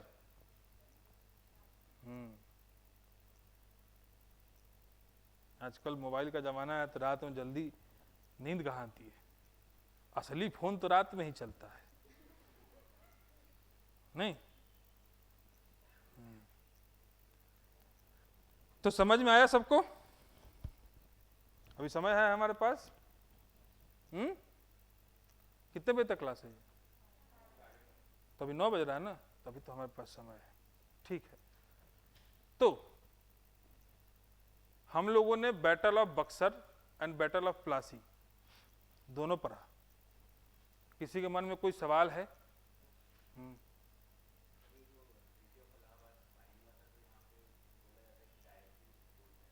क्या बोलते हैं?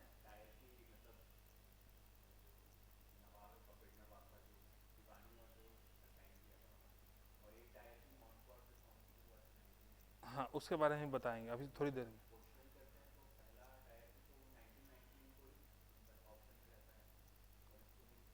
1919 को? हाँ,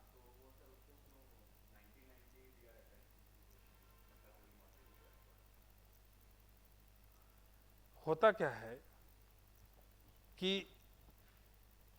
जो सवाल तुम पूछ रहे हो उसके लिए थोड़ा सा अगर धैर्य बनाए, अभी उसको डिस्क्राइब करेंगे पूरा, थोड़ा लंबा वक्त लगेगा।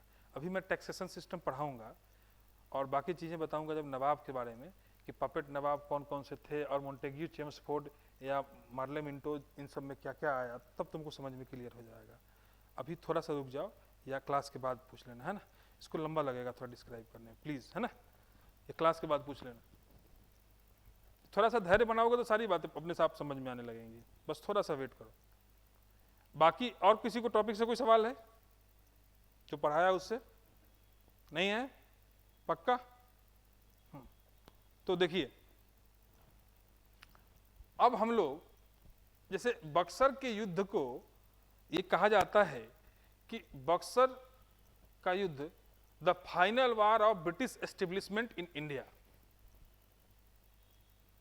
Buxar war was the final war of Britishers या British establishment in India. Bharat में ब्रिटिश स्थापना के निर्णायक युद्ध कहा जाता है इसे, है ना? कैसे कहा जाता है? क्योंकि सिविल राइट्स और क्रिमिनल राइट्स, है ना, ये दो राइट्स होते हैं किसी के लिए भी। सिविल का मैं मुख्य रूप से, सामान्य रूप से, बहुत आसान भाषा में समझो, सिविल का मतलब है टैक्स वसूलना, और क्रिमिनल का मतलब है कि जिसके पास एडमिनिस्ट्रेशन हो, आर्मी हो, मंत्रालय हो, मिनिस्ट्री हो, ये क्या है? उस दूसरे पार्ट में आता है। बक्सर के युद्ध के बाद इनको हर तरह के राइट्स इनके पास चले गए। किसके पास? अंग्रेजों के पास। यानी कि खोदने गए पहाड़ और निकली चूहिया वाला कहानी यहां नहीं है। यहां खोदने गए चूहिया और निकल गया पहाड़। मतलब उल्टा कैसे हुआ कि लड़ाई सिर्फ बंगाल की थी। ध्यान से देखिए, बैटल ऑफ प्लासी किसकी लड़ाई थी? बंगाल की लड़ाई थी। उसी बैटल ऑफ प्लासी की वजह से बैटल ऑफ बक्सर हो गया। अब क्या है, बंगाल के साथ साथ अवध भी उसके हाथ में है, और अवध तो छोड़ो, मुगल बादशाह उसके हाथ में। ये समझ में आ रही है? तो जो मुगल एम्परर है, वो मुगल एम्परर भी अब ब्रिटिशर्स के कंट्रोल में आ गया। तो यानी कि हम कह सकते हैं मुगल एम्परर का सबसे ज्यादा इंपैक्ट कहां होता था? नॉर्थ इंडिया में। कहां होता था? नॉर्थ इंडिया में। यानी हम कह सकते हैं कि बिहार, बंगाल, उड़ीसा, उत्तर प्रदेश, झारखंड, आज के सिनेरियो में ये सब क्षेत्र अब किसके थे? ब्रिटिशर्स के। और ये वो क्षेत्र थे जो बहुत ही इंपॉर्टेंट थे। यानी हम सिंपल से सिंपल भाषा में ये कह सकते हैं कि बैटल ऑफ बक्सर के बाद अंग्रेजों का नॉर्थ इंडिया पर एक छत्र राज हो गया, कह सकते हैं। अब उनको नॉर्थ इंडिया में रोकने वाली कोई भी ताकत नहीं बची थी। अब जो भी चुनौती, उनको जो भी चैलेंजेस मिलेंगे, वो कहां मिलेंगे? नीचे साउथ में, है ना? अब नॉर्थ में कोई पावर नहीं टिकी है। अब जितने चैलेंजेस मिलेंगे वो साउथ में मिलेंगे। अब नॉर्थ में उनसे कोई नहीं लड़ेगा। इन बेवकूफों की वजह से ये सारी घटनाएं हो गई। तो अब एक कहानी चलेगी। 1757 टू 1857, 100 ईयर, 100 साल की कहानी। 100 साल में अंग्रेजों ने भारत में क्या किया, एग्जैक्टली हमको यही पढ़ना है ना, कि 100 साल में अंग्रेजों ने भारत में क्या किया, क्या किया कम इन द सेंस, फिर से समझिए। उसने, हम लोग बचपन से ये सुनते आए हैं कि अंग्रेजों ने हमारा शोषण किया है, एक्सप्लॉयटेशन किया है, बट मैं आज आपको बताऊंगा कि हमने भी अंग्रेजों का शोषण किया है। हाँ? पहले वो शोषण के शिकार हुए, फिर उन्होंने शोषण किया, बट फर्क सिर्फ इतना था कि हम लोगों ने लीगल तरीके से किया, उन लोगों ने इनलीगल तरीके से किया। तो जानना है इसको, तो देखिए कैसे एक्सप्लॉयटेशन का एक कहानी शुरू हुआ।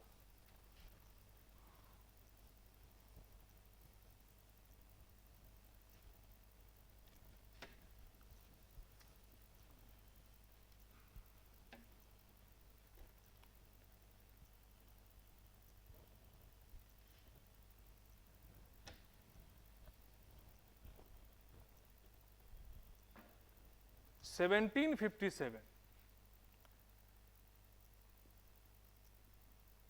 to 1857,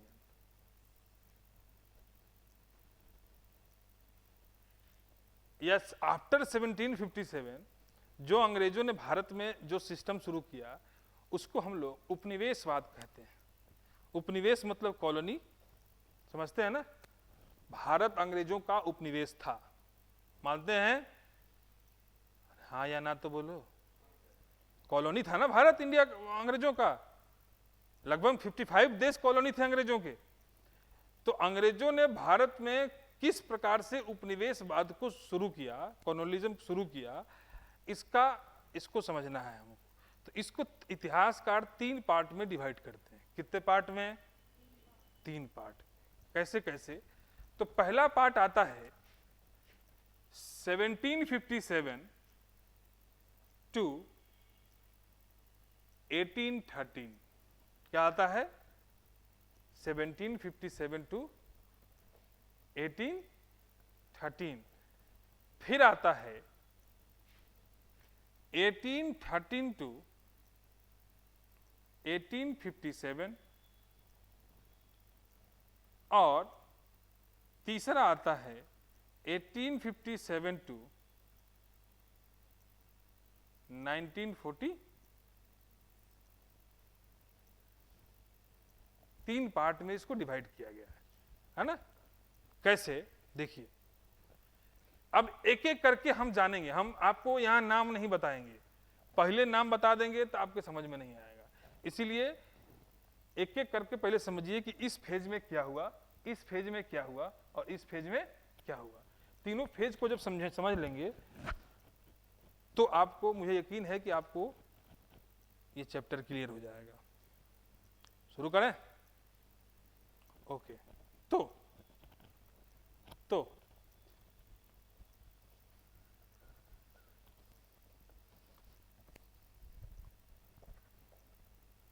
कोई पानी वानी नहीं लाया क्या? हैं? पानी नहीं लाया कोई? पानी हम ही को लाना पड़ता है क्या?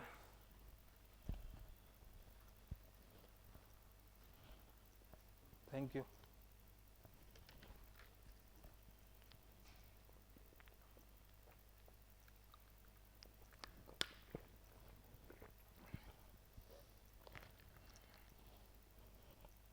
कहाँ से लाए हैं पानी? बेकार है, TDS चेक कराओ इसका, फ्री में चेक होता है आजकल। पानी ठीक नहीं है।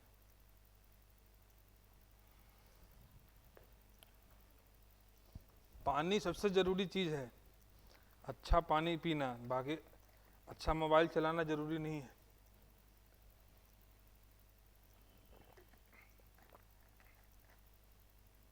ये भी ठीक नहीं है। अब रहने दो, फिल्टर का पानी पीना बहुत जरूरी है ना। आजकल जल प्रदूषण एक बहुत बड़ा टॉपिक बन गया है, प्रदूषित भी हम ही लोग कर रहे हैं। तो अंग्रेजों का जो उपनिवेशवाद शुरू हुआ, अच्छा ये बीच बीच में जो पानी वानी पीते हैं हम लोग, इसको काट देते हैं कि इसको भी लगा देते हैं, मतलब ऑनलाइन तो काट देना इसको, मतलब पानी पीना भी लगा दिए, बताइए। चलिए ठीक है, लगा देना। अंग्रेजों का जो उपनिवेशवाद था, ये उपनिवेशवाद क्या है इसको समझिए। पहला फेज देखिए 1857 टू 1813 तक है। अंग्रेजों ने क्या किया कि भारत में, अच्छा अंग्रेज भारत क्या करने आए थे? व्यापार करने। कब आए थे? ऑफिशियली 1606 में आए थे, 1606 में, लेकिन एस्टेब्लिश हुए थे 1617 में, 1717 में, 1617 में, है ना, जब टॉमस रो आया था, टॉमस रो। और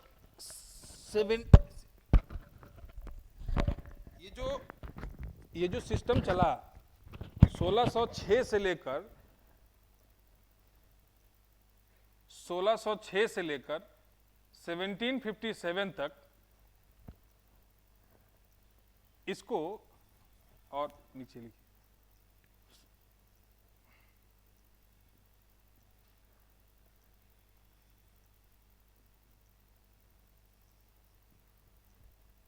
ध्यान से देखिए, जो मैप बनाऊंगा इस टाइप का, इस मैप को मतलब अपनी मेमोरी में नहीं, अपने शरीर के हर एक अंग में इसको डाल लीजिए, क्योंकि ये वो चीज है, वो संजीवनी बूटी है जो पूरा मॉडर्न हिस्ट्री का कॉन्सेप्ट आपको देगी, है ना। एकदम एक एक चीज ध्यान से सुनना है और याद कर लेना है। कान भी ध्यान से, कान से भी सुनना है, दिमाग भी इस्तेमाल करना है, बुद्धि भी इस्तेमाल करना है, स्मार्टनेस भी इस्तेमाल करना है। देखिए कैसे 1606 से 1757, एक तरफ इंडिया है, दूसरी तरफ अंग्रेज है, ठीक है। एक तरफ क्या है? इंडिया है और दूसरी तरफ अंग्रेज है। अंग्रेज इस दौरान भारत में व्यापार कर रहे थे, तो भारत से क्या खरीदते थे? मसाले और कपड़े। क्या खरीदते थे? कपड़े। जब हम मार्केट में जाते हैं बेटा, दो टाइप के हमको चीजें मिलती हैं। जो मार्केट में दो टाइप की वस्तुएं मिलती हैं हमको, एक को हम कहते हैं कच्चा माल, क्या कहते हैं, और दूसरे को हम कहते हैं तैयार माल। कच्चा माल, तैयार माल, एक होता है रॉ मटेरियल और एक होता है फिनिश गुड, है ना। तो रॉ मटेरियल और फिनिश गुड में क्या फर्क होता है? जैसे बिस्किट है, क्या है? तैयार माल है, खरीदे और खा गए। चावल रॉ मटेरियल है। मसाला नहीं, मसाले में कोई तुमको सब्जी मसाला धनिया जीरा थोड़ी खरीद के ले आते थे।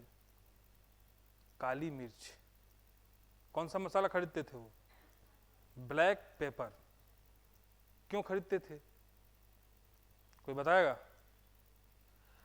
ब्रिटिशर्स को ब्लैक पेपर क्यों चाहिए था?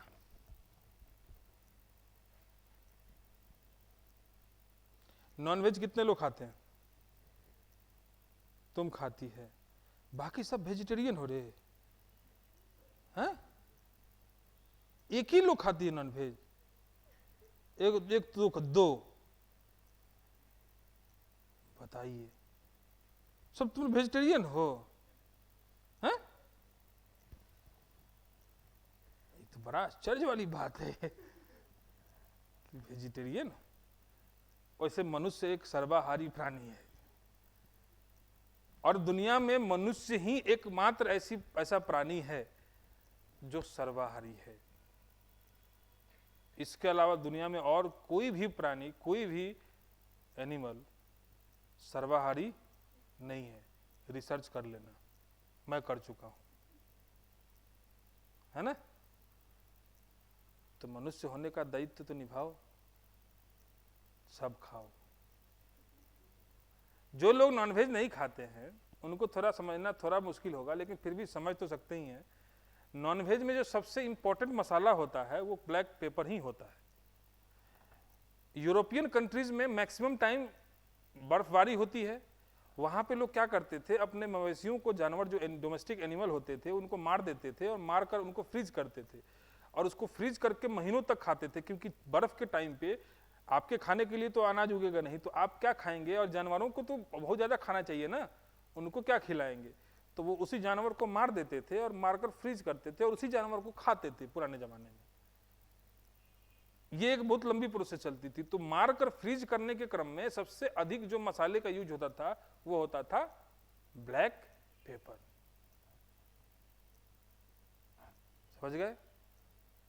इसीलिए यूरोपियन कंट्रीज में ब्लैक पेपर का बहुत ज्यादा डिमांड था। वास्को डी गामा जब भारत आया तो पहली बार क्या खरीद के ले गया, ब्लैक पेपर, केरल से, है ना। तो ब्लैक पेपर इतना इंपॉर्टेंट था। तो ब्लैक पेपर क्या है, तैयार माल में गिना जाता है। किसमें गिना जाता है, तैयार माल में, फिनिक्स गुड में। कपड़ा तैयार माल में, है ना। चलिए मान लीजिए कि अंग्रेज तो भारत से क्या खरीद रहे हैं भाई, अंग्रेज भारत से क्या खरीद रहे हैं, कह सकते हैं तैयार माल, लाइक कपड़ा और मसाला, स्पाइसेस। तो तैयार माल और खरीद रहे हैं।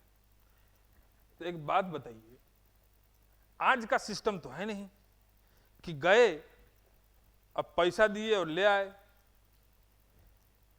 भाई उस जमाने में इंग्लैंड की करेंसी भारत में नहीं चलती थी और भारत की करेंसी इंग्लैंड में नहीं चलती।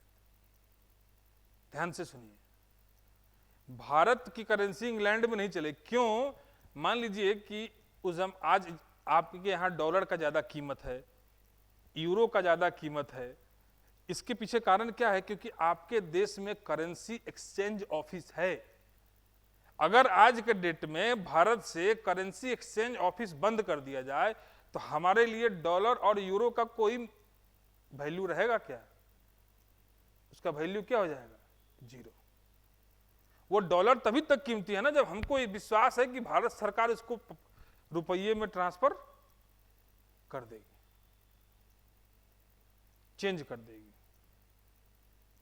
उस जमाने में अंग्रेजों का पैसा भारत में नहीं चलता था, कोई भी डॉलर या यूरो टाइप का पैसा नहीं था। तो उस जमाने में अगर आपको भारत से कुछ खरीदना है तो आप फिर कैसे खरीदेंगे,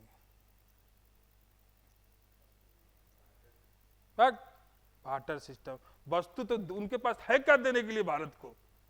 भारत तो बेटा सबसे संपन्न देश है ना दुनिया का, दुनिया के सबसे संपन्न देश में है हम लोग। भारत को यूरोप की कभी जरूरत नहीं थी, बल्कि यूरोप को भारत की जरूरत। उनका कोई सामान हमारे लिए काम का नहीं था। तो वो भारत को क्या देंगे, वो देंगे बुलियंस। क्या देंगे, बुलियंस। बुलियंस को हिंदी में बहुमूल्य धातु कहते हैं। क्या कहते हैं, बहुमूल्य धातुएं। और ये बहुमूल्य धातु क्या होती है, ये बहुमूल्य धातु होता है क्या, तो सोना, चांदी,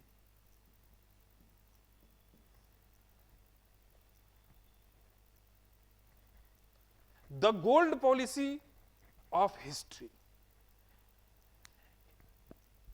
इतिहास में सोने का बहुत महत्व है, गोल्ड का। एक अर्थशास्त्र के पिताजी थे एडम स्मिथ, नाम सुने हैं। अर्थशास्त्र के पिताजी थे, फादर ऑफ इकोनॉमिक्स किसे कहते हैं, एडम स्मिथ को। उन्होंने एक पॉलिसी जारी किया था, द गोल्ड पॉलिसी। और ये गोल्ड पॉलिसी क्या है, कहते हैं कि भाई दुनिया में जिस आज देखो, चलो दुनिया उस टाइम की बात, चलो आज की बात करते हैं। आज तो तुम लोग जिंदा हो और बहुत अच्छे से समझ रहे हो भारत सरकार के पॉलिटिक्स को। थोड़ा बहुत टीवी पर तो आजकल सब सिखा देते हैं, है ना। इतनी वाहियात बात सिखा देते हैं कि आदमी पगला जाए। एक दिन में टीवी खोला तो न्यूज चल रहा था, बोला कि इसी तरीके से युद्ध चलता रहा तो अगले 5 दिन में, ये पिछले 15 दिन पहले की बात है, युद्ध शुरू हुआ था तभी, तो अगले 5 दिन में रसिया बर्बाद हो जाएगा, सड़क पे आ जाएगा। अभी तक तो नहीं आया। टीवी वाले कुछ भी बताते हैं और वही लोग सुनते हैं, वही मजा आता है लोगों को सुनने में। रसिया यूक्रेन को मार रहा है, इसके लिए रसिया बर्बाद हो जाएगा। इतना बेवकूफ है रसिया, बिना मतलब की लड़ाई लड़ रहा है, वो भी बर्बाद होने के लिए। बेवकूफ बात है।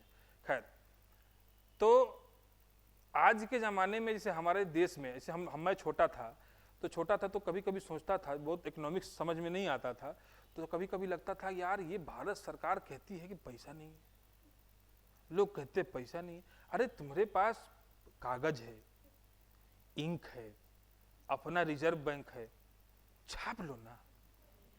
नहीं छप रहा है तो हमको बताओ।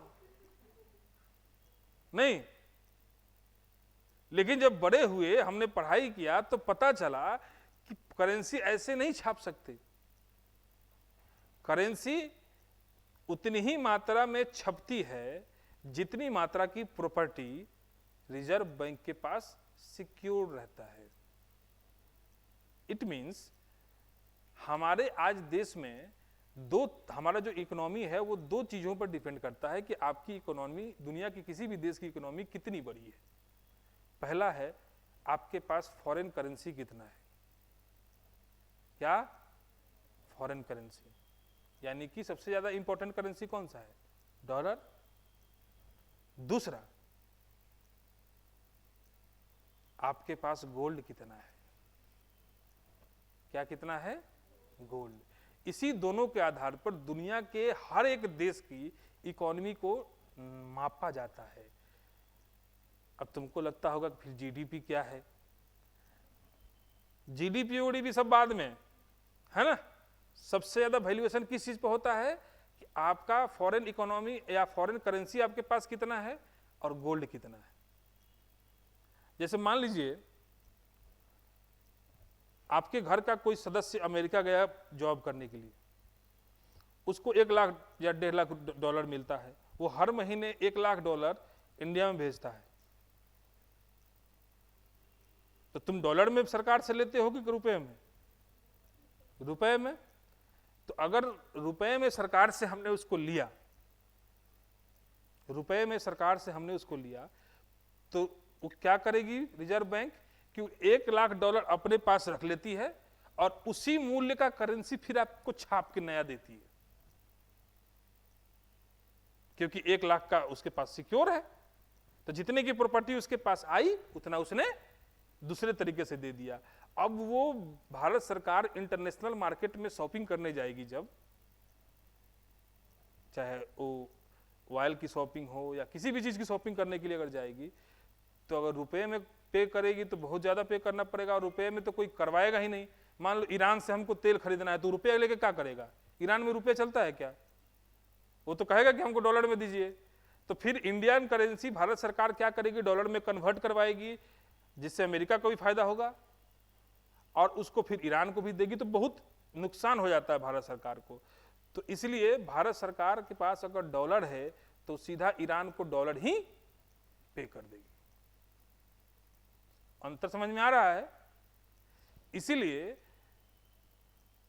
आज के डेट में गोल्ड का भी उतना ही इंपॉर्टेंट है और उस जमाने में भी गोल्ड का ही उतना ही इंपॉर्टेंट है।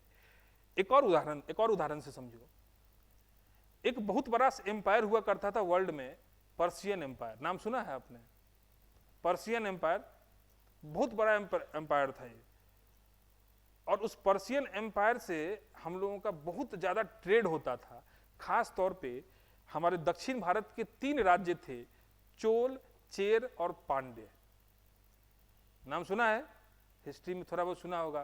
3 स्टेट थे, चोल, चेर और पांड्य। खास तौर पे जो पांड्य वाले लोग थे, इनका बहुत ज्यादा व्यापार होता था पर्शियन एम्पायर से, और पर्शियन एम्पायर के जो विद्वान थे, जो इंटेलेक्चुअल लोग थे, उन लोगों ने पर्शियन एम्पायर को सुझाव दिया था उस टाइम पे कि अगर भारत से व्यापार बंद नहीं किया गया तो पर्शियन एम्पायर कंगाल हो जाएगा, क्योंकि भारत में इतनी अच्छी अच्छी चीज़ें मिलती है कि विदेशियों को उनकी बहुत ज़रूरत थी, और हम लोग उसके बदले क्या लेते थे?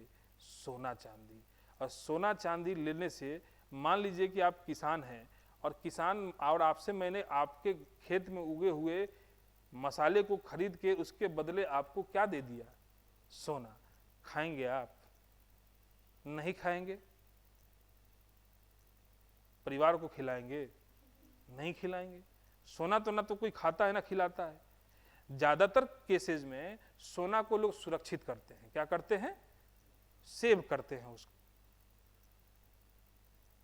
और यही कारण था कि दक्षिण भारत में, अगर आप आज आप दक्षिण भारत जाएंगे तो साउथ में कई ऐसे लोग मिल जाएंगे। मैंने देखा, मेरा देखा हुआ है। मैंने एक बार देखा था कि एक वो फल लेकर टोकरी पर, सर पे टोकरी लेके फल बेच रही थी, एक बूढ़ी महिला।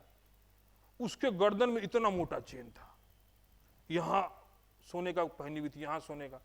हमने कहा बुढ़िया तुमको कोई काट के खा जाएगा इस तरीके से गोल्ड पहन के, बता।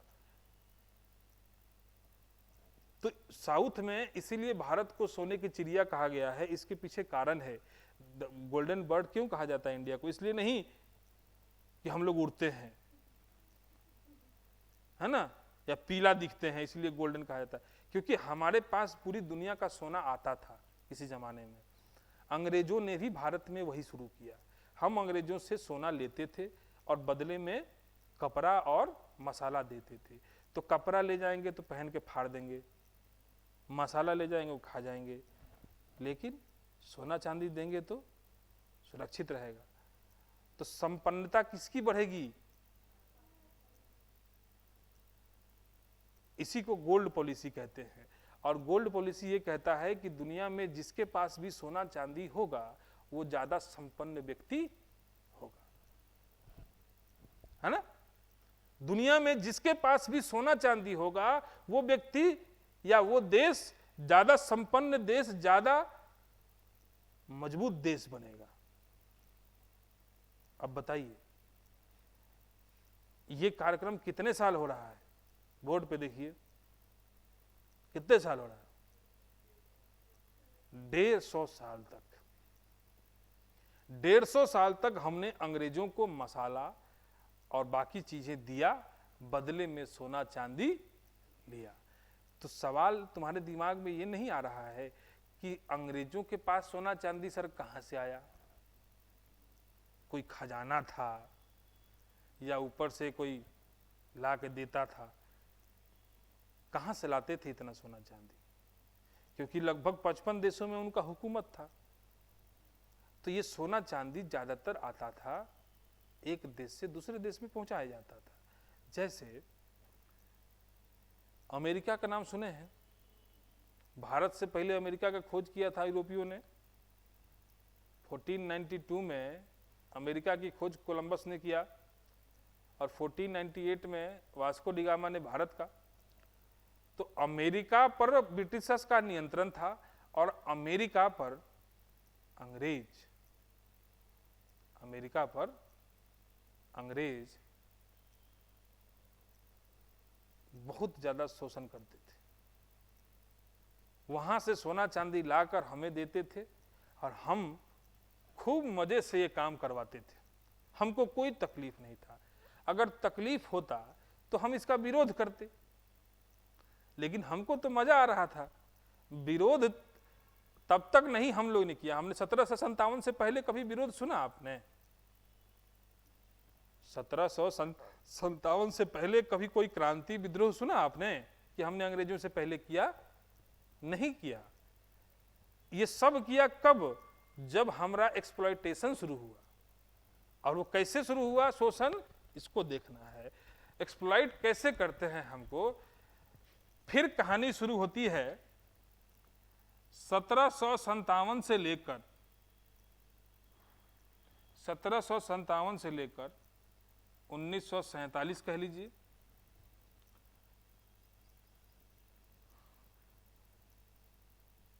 फिर से इंडिया है, फिर से अंग्रेज है। दिखाई दे रहा है सबको? कुर्सी आ रही के बीच में? अच्छा,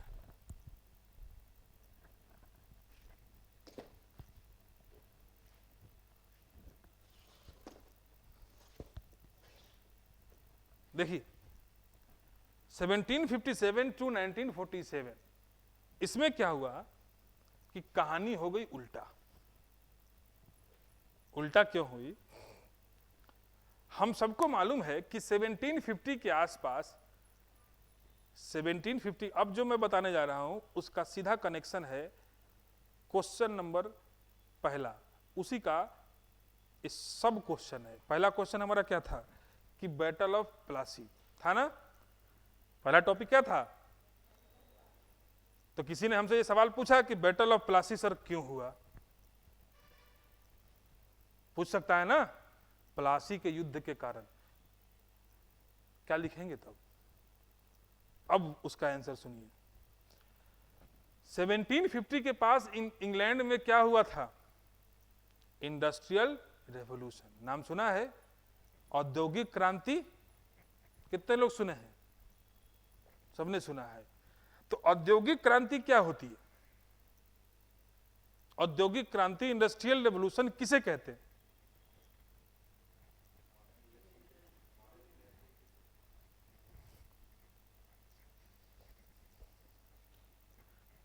देखो बेटा क्या है, थोड़ा दिमाग भगवान दिए हैं आपको, किसी को कम ज्यादा थोड़ी देते हैं, सबको बराबर देते हैं, इस्तेमाल करो। औद्योगिक या औद्योगिक, इंडस्ट्रियल, इंडस्ट्री क्या करता है? इंडस्ट्री कितने लेवल का होता है? किसी जमाने में हम लोग चाहे कपड़ा बनाते हो, बेडशीट बनाते हो, डोरमेट बनाते हो, कुछ भी बनाते हो, मैं कैमरे में आ रहा हूं कि नहीं? है ना? आ रहे हैं?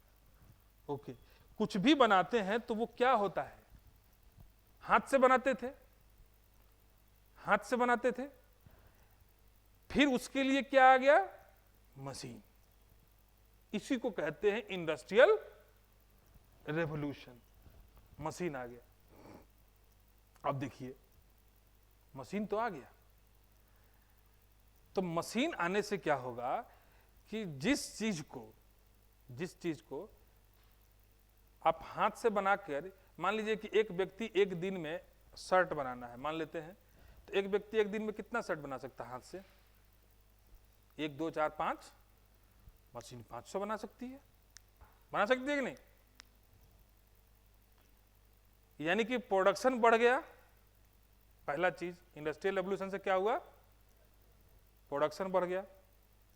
दूसरा, जिस शर्ट को आप हाथ से बनाएंगे, जिस शर्ट को आप हाथ से बनाएंगे, उसके फिनिशिंग में और मशीन के फिनिशिंग में ज्यादा बेहतर फिनिशिंग किसका होगा? तो बांगर सीमेंट का एक ऐड आता है टीवी पर, सस्ता नहीं सबसे अच्छा। एक अंग्रेज आगे बोलता है वो बांगर सीमेंट के कॉन्सेप्ट को लीजिए कि सस्ता भी है और अच्छा भी है। सस्ता क्यों है? क्योंकि कोई भी चीज का प्रोडक्शन अगर बड़े पैमाने पे करेंगे तो उसका कॉस्टिंग कम हो जाएगा। हाथ से बनाएंगे तो तुम देखते हो जो हैंडीक्राफ्ट का मार्केट लगता है, या हैंडीक्राफ्ट का कोई प्रोडक्ट खरीदने जाइए आप मार्केट में, वो महंगा मिलता है कि नहीं? हैंडमेड, आजकल तो फैशन चल गया है हैंडमेड का, नया क्रेज चला है। तो हैंडमेड जो भी होगा उसकी फिनिशिंग उतनी अच्छी भी नहीं होगी और महंगा भी होगा, और मशीन से जो बनेगा वो उसका फिनिशिंग भी अच्छा होगा और सस्ता होगा। इंडस्ट्रियल रेवोल्यूशन का इंपैक्ट समझ में आ रहा है? तो इंग्लैंड वालों ने क्या किया कि भारत से जो चीज खरीद रहे थे अब उसी को वो तैयार करने लगे। लेकिन भैया एक बात बताइए, आपके पास मशीन है,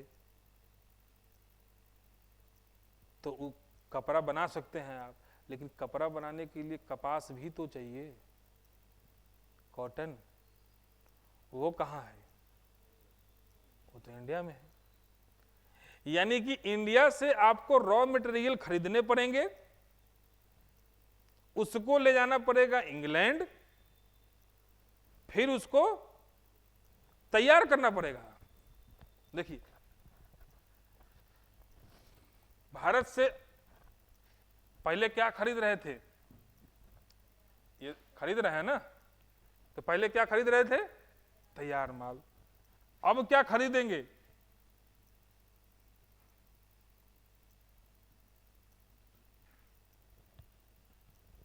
रॉ मटेरियल। रॉ मटेरियल खरीदा, इंग्लैंड ले गए, इंग्लैंड में उसको तैयार किया, फैक्ट्री में डाल के, इंडस्ट्री में डाल के। तैयार करने के बाद बेचने कहां जाना है? इंडिया जैसा देश जाना है ना। ठीक, तो अब भारत में ये क्या बेच रहे हैं?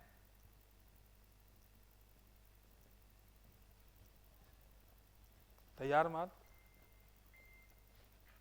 बेच रहे हैं। तो देखिए जरा, जिस चीज को, ये उल्टा हो गया कहानी, उल्टा है कि भैया जिस चीज को पहले ये खरीदते थे, अब उसको, तो जब हम बेचते थे तो बदले में क्या लेते थे? क्योंकि इंग्लैंड की करेंसी नहीं चलती है हमारे यहाँ। अब हम तैयार माल खरीद रहे हैं तो बदले में क्या देंगे? क्योंकि हमारा कोई इंटरनेशनल करेंसी है, हमको भी देना पड़ेगा सोना और चांदी। अब तुमको ये लगेगा कि सर हम लोग तो कच्चा माल तो बेच ही रहे हैं ना, कच्चा माल तो हम बेच ही रहे हैं। अरे कच्चा माल नहीं बेच रहे हैं, औने पौने दाम पे खरीदते थे। इसी में एक उदाहरण, आपने नील की खेती सुना है ना, 3 कठिया पद्धति, चंपारण विद्रोह जिसके खिलाफ हुआ था, चंपारण सत्याग्रह, महात्मा गांधी का the first Satyagraha in India, Champaran, वो इसी 3 कठिया पद्धति के खिलाफ हुआ था, नील की खेती के खिलाफ हुआ था। उस पर हम आएंगे थोड़ी देर में, है ना, चर्चा करेंगे उसकी भी। तो देखिए, कच्चा माल, क्योंकि सारे बंगाल, बिहार, उड़ीसा सब पर तो किसका कब्जा हो गया, तो कच्चा माल तो औने पौने दाम में खरीदते थे, और तैयार माल सोना चांदी में बेचते थे। तो अब कच्चा माल भी ले रहे हैं हमसे, और बदले और क्या ले रहे हैं? सोना चांदी।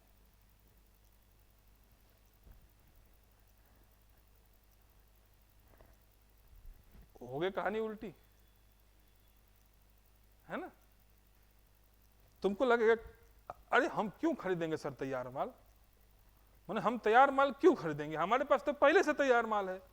वो तो पहले अंग्रेज हमसे खरीदते थे, तो हम अंग्रेजों से क्यों खरीदेंगे? आना चाहिए ना सवाल दिमाग में। तो तुम बताओ, as a consumer, as a customer, आप मार्केट में जाते हैं आज भी, तो क्या आपको इस बात से फर्क पड़ता है कि किस कंपनी का प्रोडक्ट है, या इंडियन कंपनी है या विदेशी कंपनी है? नहीं। आपको क्या फर्क पड़ता है कि सस्ता और अच्छा कौन सा है? यही देखते हैं ना हम, देखते हैं हाँ या ना। इस बात से फर्क पड़ता है कि इंडियन कंपनी है कि फॉरेन कंपनी है। तो मार्केट में एज ए कस्टमर तब भी हम जब जाते थे तो हमारे पास 2 प्रकार के प्रोडक्ट अवेलेबल है। एक हैंडमेड है जो इंडियन है, जिसका फिनिशिंग बहुत अच्छा नहीं है। दूसरा एक फॉरेन प्रोडक्ट है जिसकी फिनिशिंग भी अच्छी है और वो कंपेरेटिवली सस्ती है। आप किसे खरीदेंगे? तो तैयार माल भारत में बेचने से क्या रिजल्ट होगा? रिजल्ट होगा कि भारत का इंडस्ट्री कोलैप्स हो जाएगा। भारत की जो हैंडीक्राफ्ट इंडस्ट्री है वो क्या हो जाएगी? कोलैप्स हो जाएगी। इंडस्ट्री के कोलैप्स होने से मजदूर बेरोजगार हो जाएंगे, किसान बेरोजगार हो जाएंगे। इसका पूरा डिटेल बताऊंगा आज, क्योंकि क्लास अब समेटना है इसलिए जल्दी जल्दी बता रहा हूं। इसका डिटेल अगले क्लास में हम पढ़ेंगे कि कैसे बेरोजगार हो जाएंगे। ये भी एक सवाल है, क्या इंपैक्ट पड़ेगा। बिपिन चंद्र अपने किताब में लिखते हैं कि बिपिन चंद्र जी बहुत फेमस राइटर रहे मॉडर्न हिस्ट्री के। उन्होंने लिखा है कि एक समय आया कि भारत का हर एक वर्ग, हर एक क्लास बेरोजगारी का शिकार हुआ, यहां तक कि मंदिर का पुजारी बेरोजगार हो गया। मंदिर का पुजारी, अब तुमको लगेगा मंदिर के पुजारी का क्या लेना देना भाई, अरे तो तुम मंदिर में तुम जाओगे, जेब में पैसा रहेगा तब न चढ़ाओगे जी, नहीं रहेगा तो उठा के भागने के चक्कर में रहोगे। नहीं तो मंदिर का पुजारी तक बेरोजगार हो गया। अब याद रखो, ये जो इम्पैक्ट पड़ा, ये जो इम्पैक्ट पड़ा, इसे ही दादाजी ने, यानी कि दादा भाई नौरोजी ने अपनी पुस्तक un British rule in India, poverty of un British rule in India, कौन सी पुस्तक लिखा दादा भाई नौरोजी ने? Very very important, poverty of un British rule in India नामक किताब किसने लिखा है? फिर से बोलो, किताब का नाम बोलो एक बार और, जोर से, पान खाए हो क्या? हाँ, poverty of un British rule in, 5 बार 7 बार तो मैंने एमपीपीएससी में देखा इसको पूछते हुए। समझ में आ रही मेरी बात? उस पुस्तक में दादा भाई नौरोजी ने poverty of un British rule in India में दादा भाई नौरोजी ने इसे धन की निकासी, ड्रेन ऑफ वेल्थ, धन की निकासी, ड्रेन ऑफ वेल्थ कहा है। किस सिस्टम को? इसी को,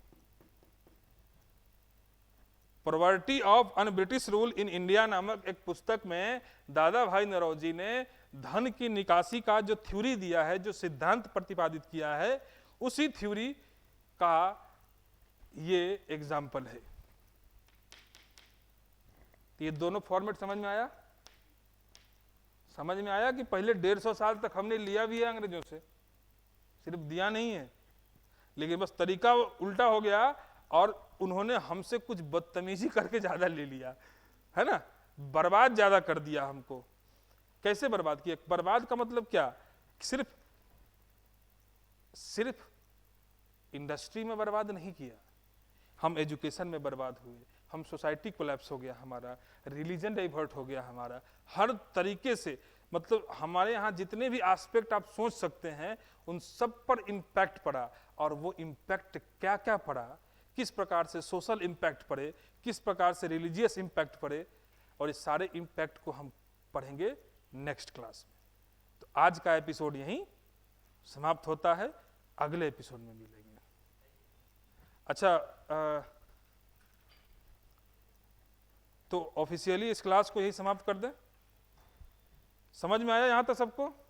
ओके, तो ऑफिशियली समाप्त कर दें। वो कहाँ गए?